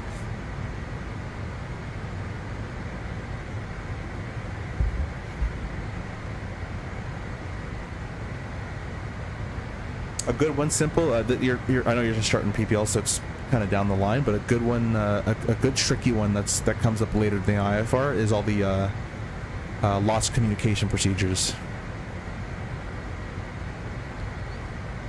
Yeah, MSA's are only approach charts. Yeah, but if you start looking at those lost comm procedures, lost comm in a SID, lost comm in a star, lost comm in a conventional SID, lost comm, you know, there's all little lost comm stuff in the IFR world that's kind of annoying. So obviously don't worry about that now, but once you kind of get to that point, I'm going to go over here. It should automatically be set, but I'm going to do it just in case. We're going to put 4.0 on the descent path for Greek.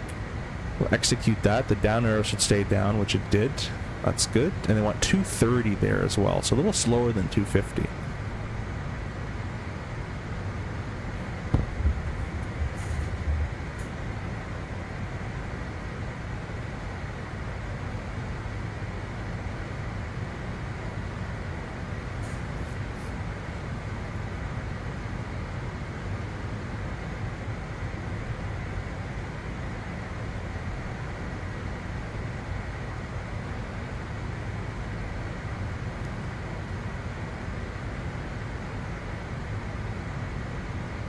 Yeah, I recall you saying those lost comm procedures are in the CapGen or something. Yeah, they should be in...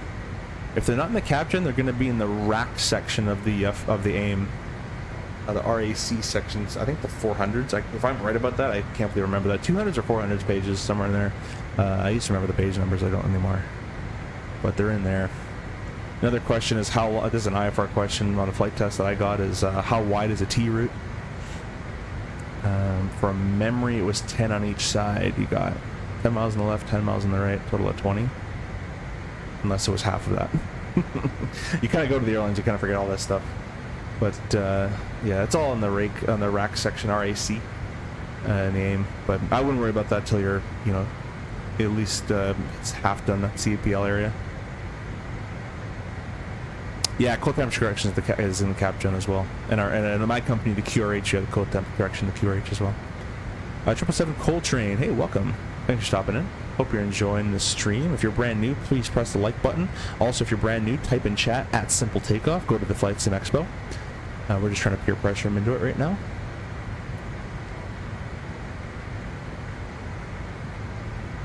I'm just kidding. You don't have to do that. But yeah, welcome. We're just going to start our initial descent here into Minneapolis. Actually, here we go. We can do this. Let me get my little phone out. Convert 17 Celsius into Fahrenheit, which is 62. We focus on the flight text first officer speaking. Going to be starting our initial descent here in Minneapolis in a few minutes. Temperature down in Minneapolis, 17 degrees Celsius, 62 Fahrenheit. And we're probably going to have you on the ground in about 30 minutes at the gate 35. Thanks for flying Endeavor, and on behalf of the Boston-based crew. Boom, done. I should have did this. Make sure that's centered. PA. Okay, that shouldn't make a giant noise. Anyways. That's easy enough. Yeah. So say add simple takeoff, 777, and then say add simple takeoff, go to FS EXPO.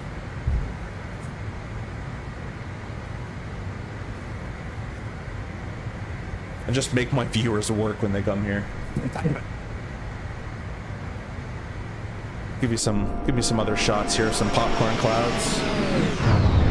Little hint for you guys, by the way, if you have very sharp weird edges on clouds, go to your flight sim config folder, which I forget where it is, but if you look up where my config folder is, should be just config.cfg. Open that up in like Notepad or whatever, and scroll down till you find graphics and film grain. Film grain will be turned on by default, and you can't turn it off in the sim. It's set to 1. Set the code, get rid of 1, put it to 0, so equals base 0. Control S for save, and now all the film grain, sharpity garbage goes away, and all your clouds look a bit better. Yeah. Where's FS EXPO this year? It's in Rhode Island, Providence. I'll be there if you're going. Francisco, welcome. That's a cool name. Hey, welcome. Thanks for joining in. Francisco, if you don't mind hitting the like button, subscribing, and typing in chat at Simple Takeoff, go to Flight Sim Expo. We're all peer pressuring it now.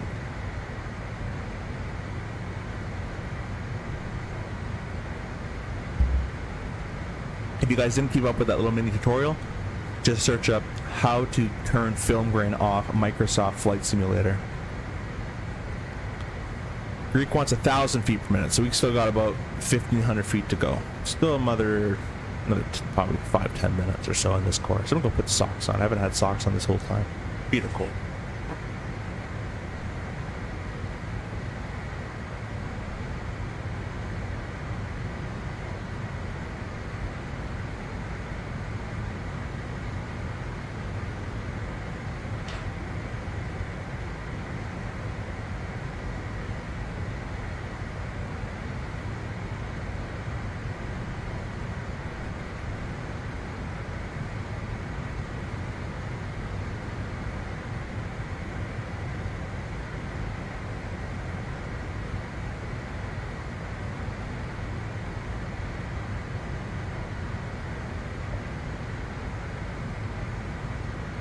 That's easy enough to get to. I may have to try to go. Yeah, 100%. I'm gonna be going.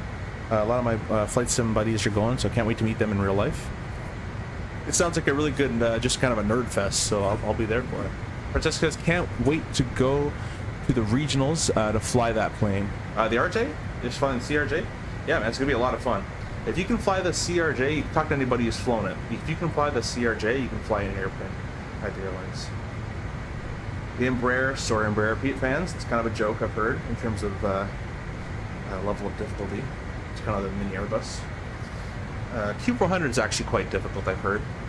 Because it's kind of a CRJ, a little bit slower, but a lot of torque and all that kind of stuff you got to deal with non-counter rotating props. So could get a little spicy, just a little bit slower. So it's a pretty difficult plane as well. But if you can fly the RJ, you'll be good on anything. Everything gets easier. Simple says, how about Flight Sim Gaming or Skymaster? Are they going? Flight Sim Gaming can't come. Skymaster, I'm not sure. But I know Flight Streamer is going, and Captain Canada's going, CST is going, I'm going, Mickey Mike, Owls, Fly with Lotto I think is trying to go. All the big name companies are going, so it'd be kind of cool to meet them in person as well. I got another subscriber, thanks for that. Triple says ERJ is awesome. Yeah, it's a cool plane, I'm sure it does well, but it's just not as hard. Yeah, my father flies CRJ IRL out of Newark. Yeah, ask him what he thinks. See what his opinion is. Might be a little bit biased, but I think it's quite well known that the RJ is a bit of a handful. Not much of a switches wise, but more of procedural wise. Everything's kind of old. It's more of an old school airliner, especially with the manual thrust and all that. No auto throttle. A lot of white needle changing over and all this kind of stuff. How are you liking the CRJ? I love it.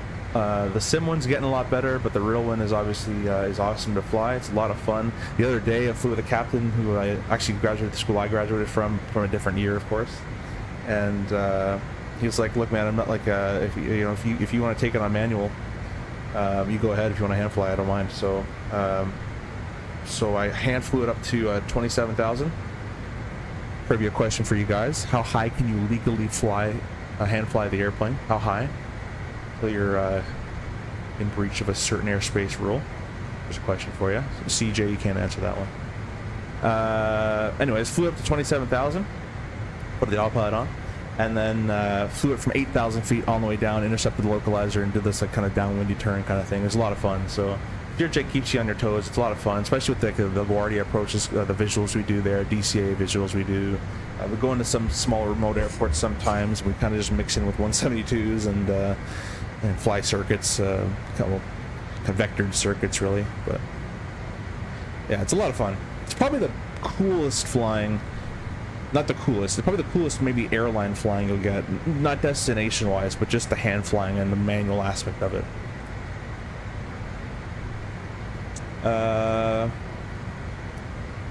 I roll out a 135 company. My contract is about to be done. I'm going to start applying to the regionals next month. Hey, well, congrats, man. I hope you get it. It'd be really cool if you can work with your dad. That'd be awesome. Ron FX guesses a flight level 280. It's a good guess. I can't say if you're close or not. We'll let some other guesses go in here. Okay, I will say you are close. It's not 280 though. If you guys can't get it, I'll give you a hint. The hint will come up in a couple of minutes here. Notice if I zoom on in here, we got a top of descent marker coming in. This should also be filled with some VNAV stuff, which it's not. So what I'm going to do is I'm going to copy this, add the A back in, rethrow it over itself, press execute, and maybe some VNAV stuff will kind of populate. No, that's just kind of a SIM-ism. Maybe when we get closer it'll do it, but direct intercept page, let's go to the Greek intersection. Wants 1200. We're way far from it anyways, top of descent, so. I'll miss my Caravan? Yeah, you'll miss it. I mean, the RJ is a big Caravan. With 2 engines. It's a twin engine, faster Caravan without torque. And Ron with the correct answer of 290. That is correct. Yeah, once you're 290 and above, you're in RVSM airspace, reduced visual separation. So you legally need the autopilot on in that airspace. So you can hand fly it up to that. Or 28999, I guess. I don't actually know where the cutoff is, but I wouldn't experiment with how close you want to get to that.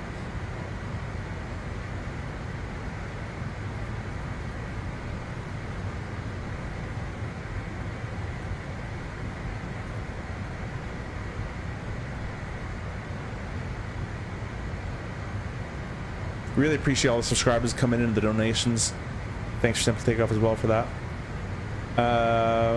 I should say NG is a bigger Caravan. Yeah, probably too. Yeah, 7.4 is a real big Caravan. Yeah, they're all massive Caravans. 7.4 is the Caravan Deluxe. That's always been a dream plane to fly. That'd be awesome. MD-11 would be really cool too. Even a 57 would be awesome to fly. I'm not a huge fan of the 67 looks-wise, but I wouldn't mind if they said you're flying it either. That'd be kind of cool. Camaro above 24, I don't really care about that. It's because it's above. I kind of want the Greek one. Now in real life we can target Greek, but it's not allowing me to do that in the sim. It says not. Oh, it does a complete. Oh yeah, okay, not allowed. Next page. Next page. Yeah, not allowed. Anyways, we're gonna target. We're gonna go 8,000 on the alt select, and we're gonna be targeting Greek at 8,230 knots. While we're staying obviously within all the other restrictions. So the first restriction is above 240. I can do that because I'm at 36. And I'm waiting until Greek says 2,500 and we're going to start down. I've noticed the advisor VNAV in the new 2.1 is not as accurate as the old one, or as in the real life either. The new flight models kind of screwed it up a little bit. So in real life I usually lead the number by 200 feet per minute. So if it says 28, I'll start down to 3. Unless it's icing conditions, I'll change it up. Or wind. But in the sim, I start at 25, 26, and I'll go down to 3. The only reason I know that is because I've seen of a video of someone losing their autopilot above the altitude. Oh, what are we talking about here? Oh, okay. About the 290. Cool. Purpose 7 says apparently the 67 flies better than the 57. Nah, I could believe that. It's probably less. It's probably less, a little less pencil-y. Dude, when I was a CFI, when I was a CFI, a student was a BA mechanic at Ord. I got to taxi the 747-200. That's awesome. Simply face CFI saying Speedbird 1 heavy. That's really cool. That's awesome. Yeah, that's also one of the best call signs, I think, is Speedbird. That's a cool one. I didn't sleep for a week. Yeah, those classic 47s. When PNG comes out with that, I'll love to fly that in the sim. Another 2,000 feet to go. Or sorry, 1,000 feet to go. Let's make sure nothing else is a... Oh, that's at 11. Let's make sure none of these are all the aboves. Above 8,000 at Greek. So that's the one I'm actually going to be concerned with. I can do all aboves. Next restriction is 280 knots. So we can do that. That's not a problem.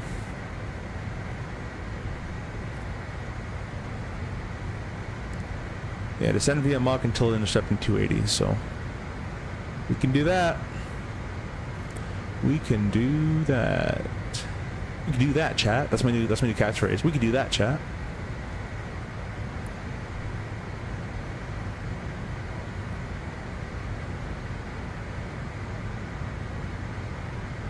Did you guys say you descend at 3,000 a minute? Yeah, we do. Yeah, the CRJ, at least my company, and just the way the airplane is designed physically, 3,000 feet per minute idled thrust will maintain you at around 280, 290 knots in the descent. We target 290 at our company, or my company. But yeah, 3,000 a minute in the RJ doesn't feel like that much though. Because we're already about nose up a little bit, 2 to 2.5, 3 degrees nose up. We just put the nose down to about there, and that's 3,000 feet a minute. And then to slow down, because you won't be able to slow down, for any speeds, this is currently targeting, the way we do this, I'm prioritizing Greek, as that's the hard altitude at 8,000, 230 knots. So when this requires 2,500 feet per minute, I'm going to start down at 3,000 feet per minute, although we do have a pretty good headwind, so I might do 26, 27 area. It's another 800 feet or so to go. And I'm going to start down at 3,000 feet a minute, so I'm building in buffer zone. So, because if this one at 3 and I go down at 3, I have no time to slow down. But if this one's 26 and I go down at 3, I've built myself some slowdown time. And once we're 2,000 feet away from 10,000, as you know, we have to slow to 250 for 10. So when we're 2,000 feet away from 10,000, which is 12,000 feet, I'm going to select a vertical speed. Instead of 3,000 feet per minute, I'm going to select 1,200 feet a minute, keep idle thrust, let the airplane decelerate into 250, and then in this case, I'm going to let it keep decelerating to 230, which is the waypoint restriction at Greek is 230 knots, 8,000. So I have a whole descent video that I cover that in, if you want to go check that out. And without VNAV, we don't. Most of the guys don't use the VNAV in the CRJ, as it's quite terrible. Unless it's a descend via, and even then it's not that great. The LPV, it works really good though.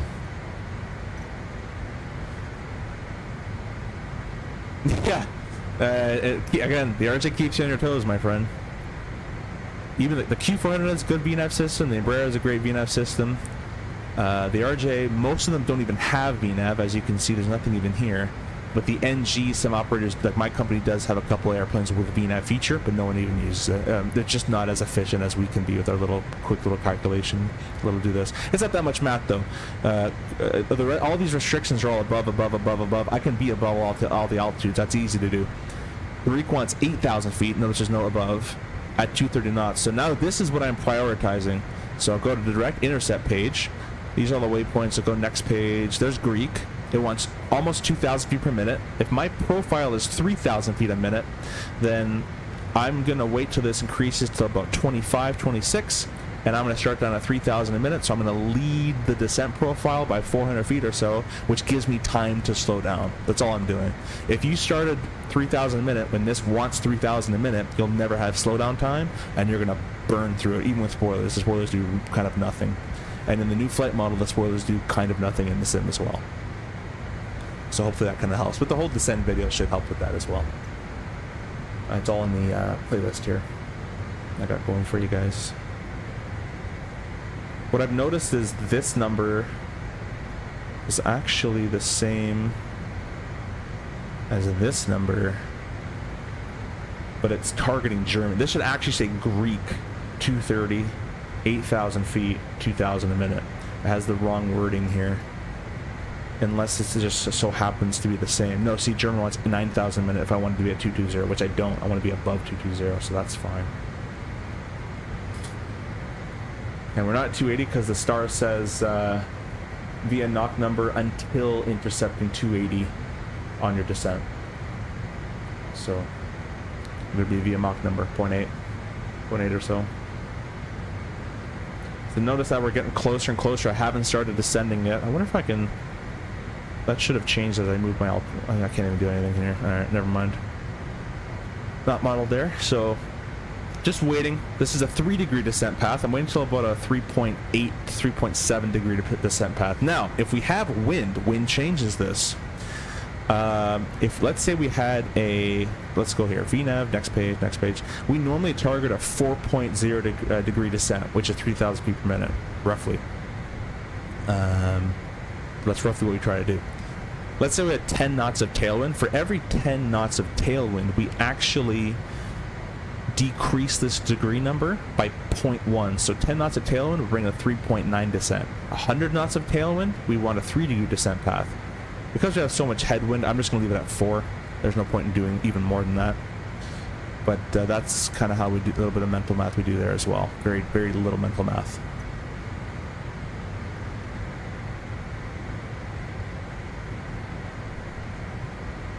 That's almost double what we aim for. Yeah, in the Caravan? Or what plane are you in? Yeah, the RJ descends. It's a little torpedo. It's made to go quick, and that's what it does really good.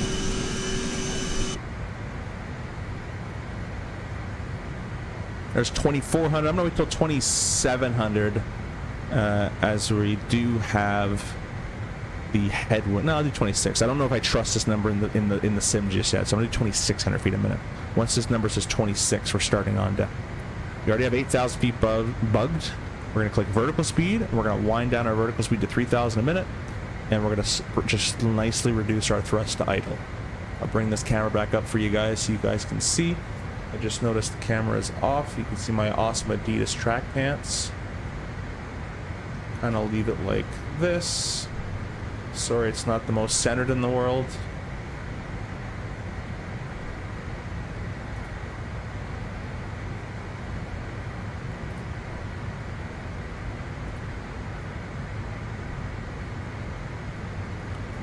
Alright, Greek wants 26. Vertical speed. 3,000 a minute. Let's go ahead and reduce our thrust all the way to idle. There we go. There we go. Target 7.4, 7.7 or so in the descent. Notice how this red line gets away from us very quickly as we're getting into thicker and thicker as we keep going. And we got to transition into 280 as we go here. So through 31,600 feet or so, we'll kind of hit that 280 number somewhere around there, hopefully. HT is over my house. Hey Joseph, welcome. Sorry if this comment's late. I think my stream wasn't refreshing, but if you're still here, thanks for stopping in. You flew over my house in the game. Cool. Yeah, sorry, I think my thing wasn't refreshing on the vertical stream. Sorry about that.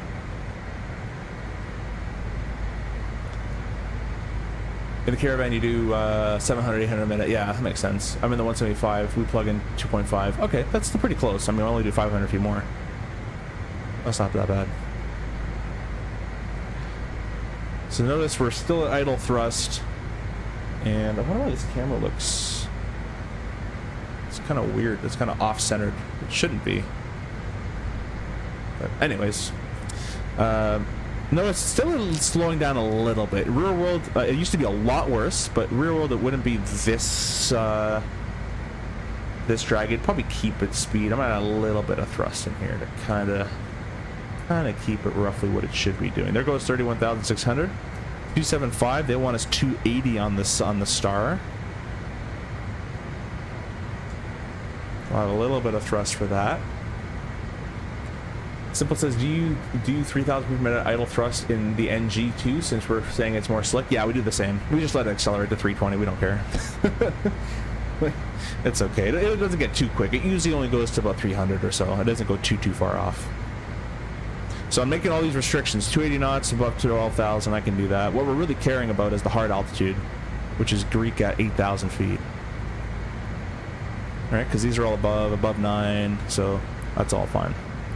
We build in our slowdown time, so once we get to 12,000 feet, the plan is, once we get to 12,000 feet, I should be able to go to Greek and bug, as this number starts to decrease as we get closer to it, this number should keep decreasing as we started earlier than when it wanted. I should be able to just bug the vertical speed required to meet Greek and slow down all at the same time, if it works properly. If it doesn't, we've got to get creative with the spoilers and all that, but it should work quite correctly, I think. This is your white snowflake, advisory VNAV snowflake, which is saying we're low on the vertical profile of 4 degrees, which is what we want. We want to be below the profile because we're building in slowdown time. We don't want to be on and or above the profile, or else we won't be able to slow down all that much. The RJ does not slow down well at all. It can go down fast, or it can slow down shallow, I guess. Oh, 2.5 like 1,700 a minute. Oh, I see. Yeah. Yeah, we do. Yeah, then we do double. I see what you mean there. Hey, Joseph. How far away from MSP?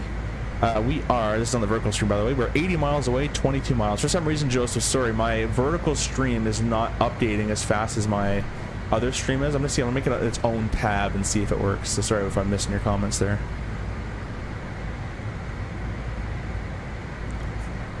Got my replay tool ready to go.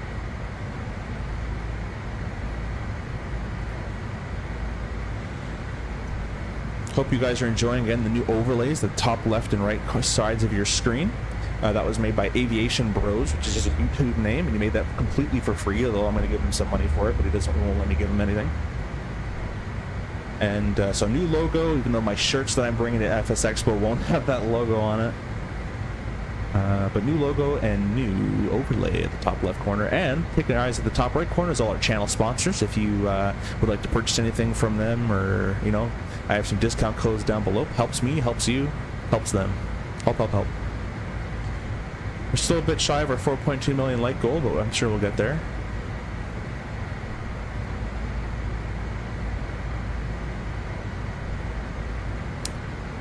Giorgio's, hello. What trust setting do you use for thrusting? Do you have to use for approach? Is there a rule of thumb? Yeah, usually the RJ 900 we're going a bit fast here. Notice as we get thicker air, 3,000 a minute, we'll keep accelerating, so that's pretty real. We use a bit of spoilers to get back down to 280. Usually 54 to 60 area, somewhere in there, depending on the weight and how many dents you got in the airplane. But 54 to 60 N1 is usually where it is. 53, 50, 60, about 7 to 8 or so on the trim, something like that. It kind of falls, it just ends up being there. We don't actually just set 8, we just feel it out, and it usually ends up around 8. I love these clicks on these spoilers. This is very realistic. You can hear. That's how the real one is. Very, very well done on that. These are the ProdeskSIm CRJ throttles. If you'd like your own pair or your own, you know, if you want a different airplane throttle set, go check out ProdeskSIm with my link down in the description. You can get 5% off. I purchased these with my own money. My right throttle is actually broken. It came broken on launch, but I've emailed them and said, hey, this happened to my throttle, and they've just sent me a new one. They sent me a new right throttle. It's still in the mail. So now we're back on track around the 280 mark, which is what the SID requires. This little blue dot is what the VNAV is saying I need to maintain, advisory VNAV, and then I'm obviously doing steeper than that. There's transition, and it's 3008. 3008. And standby has been set up from earlier.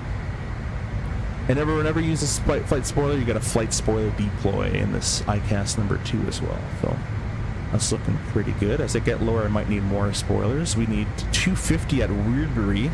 So let's go ahead and bug this down to 250. Actually, that's at 10,000, so that's going to work out quite well, I think. Let's do 250 there. We're above 11,000 there. Weirdbury wanted 10, which wants 2,500 a minute. Let's go ahead and give us more spoiler. Greek wants 1,300 a minute. So what we're going to do is we're going to go ahead and actually get rid of the spoiler. Once it hits 1,200 or so. It's a bit of a technique here going on. There's 1,200. Get rid of the spoiler, leave idle thrust, and we're going to just do 1,200 a minute. Because we're going to be above 10,000, as Werbery wants 2,300 a minute, so we're not doing that steep. And we're going to be 250, and we're also meeting the 8,000 feet restriction. So you can kind of play a little mental game with that. If your brain explodes, that's fine. That's kind of normal. But that's kind of the little tricks we do real world. Can you show us outside the plane? Yeah, for sure. In the Endeavor, the Hughes livery, the Hughes mod. I do wish we had the banana bar in the 175. That thing seems really, yeah. The banana bar is awesome. Really, really helpful for you know, planning out your descents. Just remembered yesterday that 77.8 FO was really enjoying the Sopranos? I don't even hear him talk about that. You see all this haze. This haze is all from those fires up in Alberta that's going on. All that smoke. I see outside there playing this inside with some wing views. Notice we're just nicely decelerating down to 250. Might need a bit of boards, but I think we'll make it pretty good. We're above 10,000. We're going to be above 9,000 as Zeski wants 2,400 a minute, and we're only doing 12. Greek wants 1,100 a minute. We can give you 1,100 a minute. We'll match those up. We're back on profile. That's how you can meet all these restrictions. It's very rewarding, actually, if you do it right. An old Mishpa bird. I might be out of the loop. I'm not sure what you guys are talking about anymore. Virgito said another question on Xbox. Use Xbox controller to flying, no mouse. I'm not able to shut down the engines. Is there a command for shut off valve? You should be able to just, I'm not going to do it here, but lift this detent lever up, and once it's lifted up, you have to drag that down. I don't know how you can do that without a mouse, to be honest, and I don't. There should be a another bit of thrust here. There's above 10,000, 250 knots. Perfect. There should be a button in the controls though for it, I would imagine. And Greek wants 1,000 a minute. We'll give you 1,000 a minute. Bring that thrust back a bit more. There we go. If the descent didn't require the 280 knots, I wouldn't have needed the spoiler, but we needed the spoiler for the 280 knot requirement.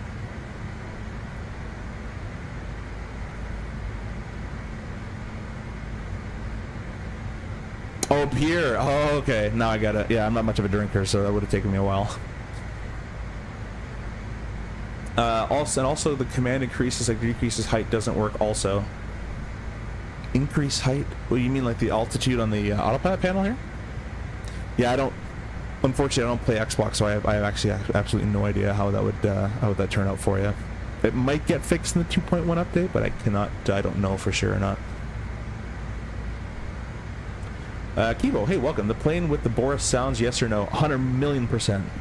100 million %. I did a stream without them just to show you guys that the autopilot disconnect sound was a BOS bug because it's not updated to 2.1 and not a CRJ bug, and I missed it so much I threw it back on. So when I disconnect the autopilot, you're not going to hear anything, and that's because the BOS sound pack is on right now and it's not updated to the latest one.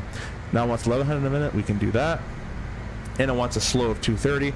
I'll just keep it idle thrust and just let it slowly come down to 230. If we need boards, we need it. Who cares? It's not possible, yes. I'm not sure. I'll say it's probably possible, I just don't know.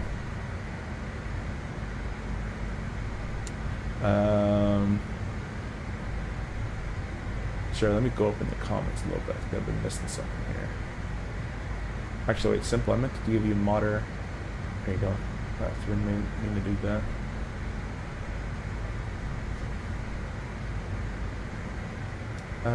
Meshba was a Northwest airline regional. The airframe was theirs when new. They had RJs? I never heard of that airline. Awesome, because I just got the sounds and as I was hoping to deep dive on this plane for the month or 3. Yeah, I think you'll enjoy it. There's 10,000 feet. We'll throw in the taxi light. We're doing the belts up here as well. And we got our seat belts message there. We'll go and press the stat button, which will box those. So if anything new comes up, we know about it. Altimeters are all set up and cross-checked. Takeoff or landing, sorry, takeoff. Our landing weight's all set, and that looks like it'll be a good card for us. We're at 49.80. It should auto calculate this stuff, but it doesn't. Yeah, that should be good. We calculated for 71.5. So that's all good. Just nicely slowing down for 230. Nothing crazy. Greek wants 1,000 a minute. We'll give you 1,000 a minute. Everything is nicely done here. And we're basically going to go in this ginormous right-hand downwind here. In real life, there's no need for going to green needles and setting your course and all this. It should auto-set it. But sometimes in the sim, it doesn't do it, so keep an eye out for it. But once we're over here, we're going to get the blue preview ILS needles. We're going to go heading mode, green needles on both sides, make sure the course is set, sequence the FMS, and we're going to turn on inbound. There's 9 for 8,000 feet. All that is covered in my ILS, how to intercept ILS localizer video as well. I have another question. What are the most common failures the CRJ has? You're going to have EPIS comp mon. They're going to get flap seal, or that's not really a failure, but flap seals usually be missing. What's the other one? There's one in duck mon fault. Those are very common. Flap half speed. That's about it. Those are the most common ones. They're very insignificant ones, but those are the most common. They're just MEL items. See, this throttle doesn't stay seated in its position. I'm constantly having to push it down, which I don't like doing on my mount. There was 230 knots. Met at Grec 8,000. Alt capping there. There's the preview ILS. It's going to be bouncing around as it does in real life as well with a preview glide slope. We're just going to fly this downwind leg. And now it's up to me to vector myself to a different altitude. So we're just going to set, they want Kins 3,000, 4,000 above Zesty. Let's just set down to 3,000, and we're going to do an early turn here. And we're going to do speed mode, descend. This is basically a flight level change. Descend 230, idle thrust. Now the airplane's going to descend with its own pitch to maintain 230 knots without thrust.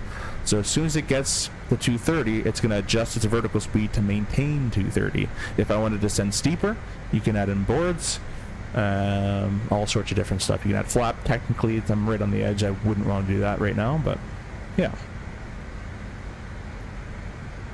Did I just get a wrench? With great power comes great responsibility. Cool, bro. Yeah, man. You deserve the wrench. I actually meant to do that a long time ago. You guys get the APU MELs much? Not much. I had maybe 5 in a year and a half or 2. Not too many times. ACARS I've had a couple times. It's not fun when the ACARS is out. I do be loving my ACARS. Hate listening to ATISs. I hate getting clearances. I don't like talking to people. Just print it. Oh, that's nicer. Alright, let's get down a bit quicker. As Zesty wants 4,000 above, so we'll just go ahead and set 4,000 now. We're going to go on, we're going to press our heading sync button, which is the middle of that. The middle of the heading button. Then heading mode, I'm doing this all on my autopilot panel so you can't see it. So we're heading sync, heading mode, so we're going straight. Green needle on the right. Green needle on the left. We're also going to verify that the approach course is set. It should be an approach course of 121. It's set to 301. Completely wrong. So let's go ahead and set this with our course new. I have them synced in the sim. The real world it wouldn't be, but I have them synced in the sim. So 121 on the course. Again, in real life, you shouldn't have to do this. It should auto set it for you. So that we're set up. Now we're going to sequence the FMS. So we're going to go ahead and go, we're going to intercept from Zesty. So Zesty, there's 5 for 4,000. Up to the top, or second from the top. Intercept course of 121. And what it's going to do, it's going to start a line from here. It's going to delete all this extra garbage we don't need. And now we're sequenced. Alt's cap at 4,000. So I'm going to start going, we're going to get a little slower, and we're going to start turning inbound towards Zesty there. Let's go ahead and say 200 knots. We're under 230, so we can get technically flap 8 out if you want. Let's do flap 1 to start with. We're going to get rid of our spoilers, so we don't need those anymore. You see that red line goes right to 230. Flap 8 is 230. Flap 20 at 220 with gear as well. We'll just keep flap 1 for now. I'll add our thrust for 200. Usually we go to 190, but I'll keep it a little bit quicker. And I'm off VATSIM, guys, so no need to say anything right now. Talk to anybody right now. And what I'm also going to do is going to bring up the progress page, page number 2, and I'm going to only press approach. Let's turn it down a little bit more. And we're only going to press approach once we're within 1 nautical mile of this right of track. Right now we're right of the track, 3.7 miles. I'm going to press approach when we're at 1 mile. Alright, let's keep slowing down. We'll go flap 8. We'll slow to 180 as the airplane likes to intercept at a slower speed and not go rifling through the loc and have to do a ginormous turn. So we'll just keep it nicely coming down slower. And what I'm also going to do is I'm going to say I'm ATC and I'm going to vector myself down to 3,000 feet, even though it says above 4. But I'm going to vector myself because I'm a good ATC person here. So we're going to do vertical speed, descend about 1,000 a minute or so. We'll go idle thrust. And we're also going to turn in a little bit more, about a heading of east or so. 4,000 for 3,000, a little bit of thrust, keeping our speed at 180. This doesn't seem like it's actually doing anything in the sim, so we're just going to arm it shortly. The other thing we want to make sure in the sim, it happens in real life, it happened to me once, but this was at 19 miles. In the sim, outside about 10 miles, the loc doesn't capture all that well. It'll actually just do circles. I've actually had in real life where it said loc 2 captured, and it just turned the opposite way. So it does happen in real life. Now this is getting further, which is even more wrong. Let's try to sequence it from Kins. Intercept of 121. Prog page 2. There we go. That's much better. That's much better. Hopefully. Alt's cap at 3,000 feet. Make sure to go ahead and add your thrust. I'm also going to go ahead and lock my chair wheel so I sliding and over the place. Let's go ahead and turn in. We'll press the approach button there. Inside 1 mile. Loc 2 captured. Glide slope armed. Set a heading of 121. And the missed approach altitude of 3,000 is already good. Cool.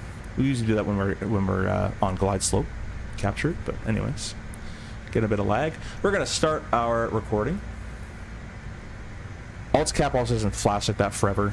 It captures quite nicely. So anyways, we're 1 dot above. It's still pretty hazy. I'll keep going IFR procedure-ish for right now. We're at 5,890 subscribers, which is quite insane. There's a half a dot above. We'll go gear down.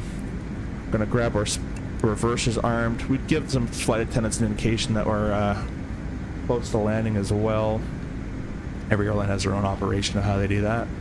And because there's no one here to clear me, I'm just going to give myself landing clearance and throw on that single landing light during the day. We still know what we need. Glide slope captured, 3,000 is confirmed for the mist. Let's go ahead and go flap 20. I'm going to slow to a speed of 160.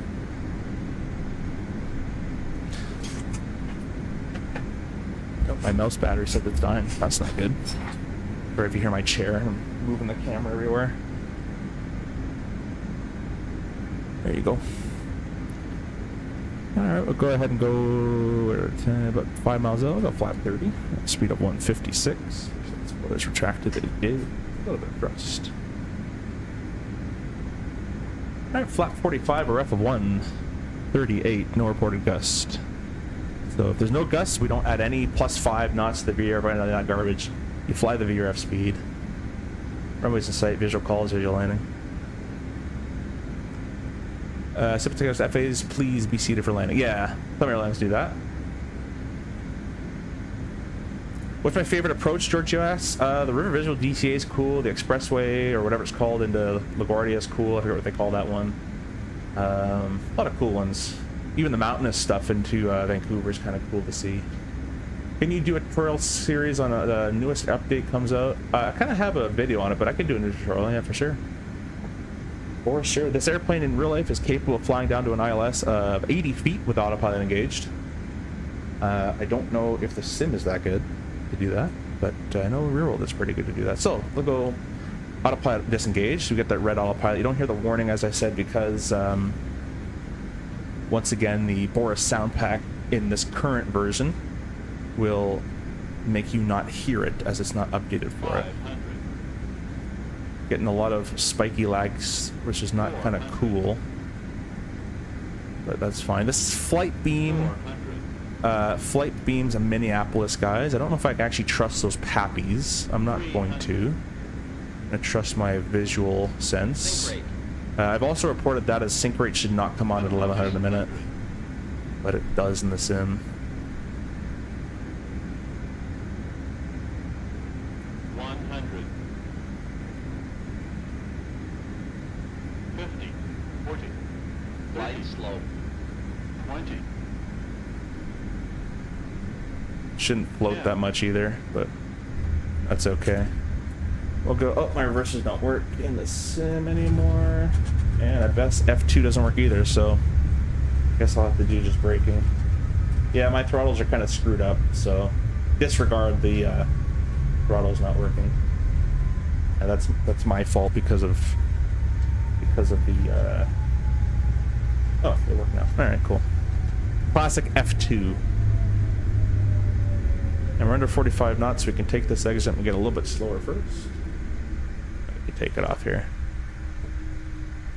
That's all good to go. I like how I did this with my throttle, even though they don't. Anyways, I have no idea where the guys park here. I'm just going to pick a gate and call it a day.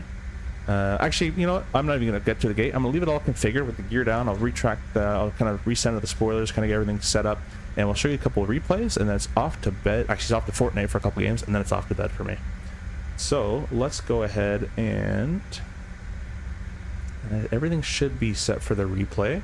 I'm going to stop the recording. I'm going to back it up to about there-ish. Press play, press the number 7, which I bound, and there you go. What does actually arming reverse do when I'm spoilers, the spoiler up automatic? But wait.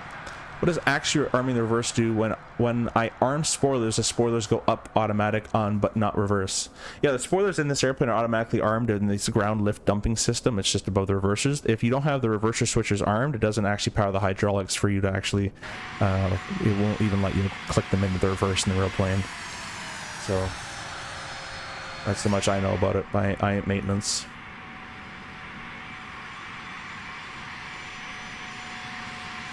Looked harder than it was, but I think that's just a chase planism.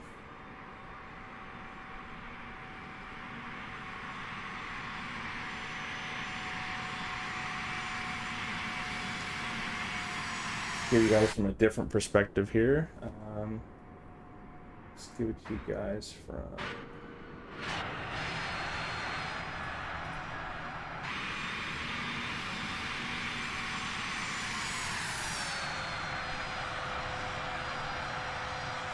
Tiny bit of a float, just a little bit. I kind of got some cushion there. Great stream, thanks Double Takeoff, and thanks for staying the whole time, man. That was kind of crazy. There's me wrestling with my reversers. Thanks so much for staying. Let's give you guys a tower view here. And any last comments, throw them in there. I'll give you guys a tower view, and then I'll put the landing replays on a bit more, and we'll call it a night. I guess I can get rid of my throttle here. Looking forward to flying this thing. Good luck. Good luck. Your account. Good for a few days. Good luck.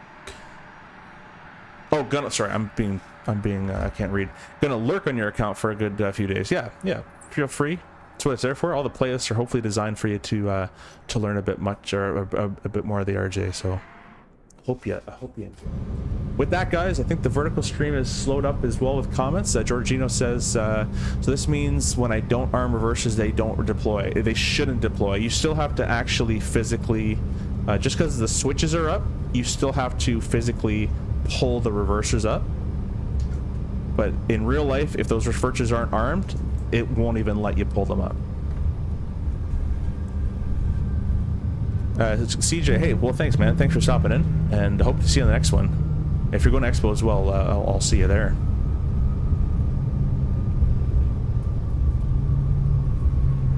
Alright, guys, we're going to go to the landing replay time. I'll leave you a couple of those, and we're going to call it a night. So, thanks, guys, for all stopping in. See you guys at EXPO if you're there. Peace out.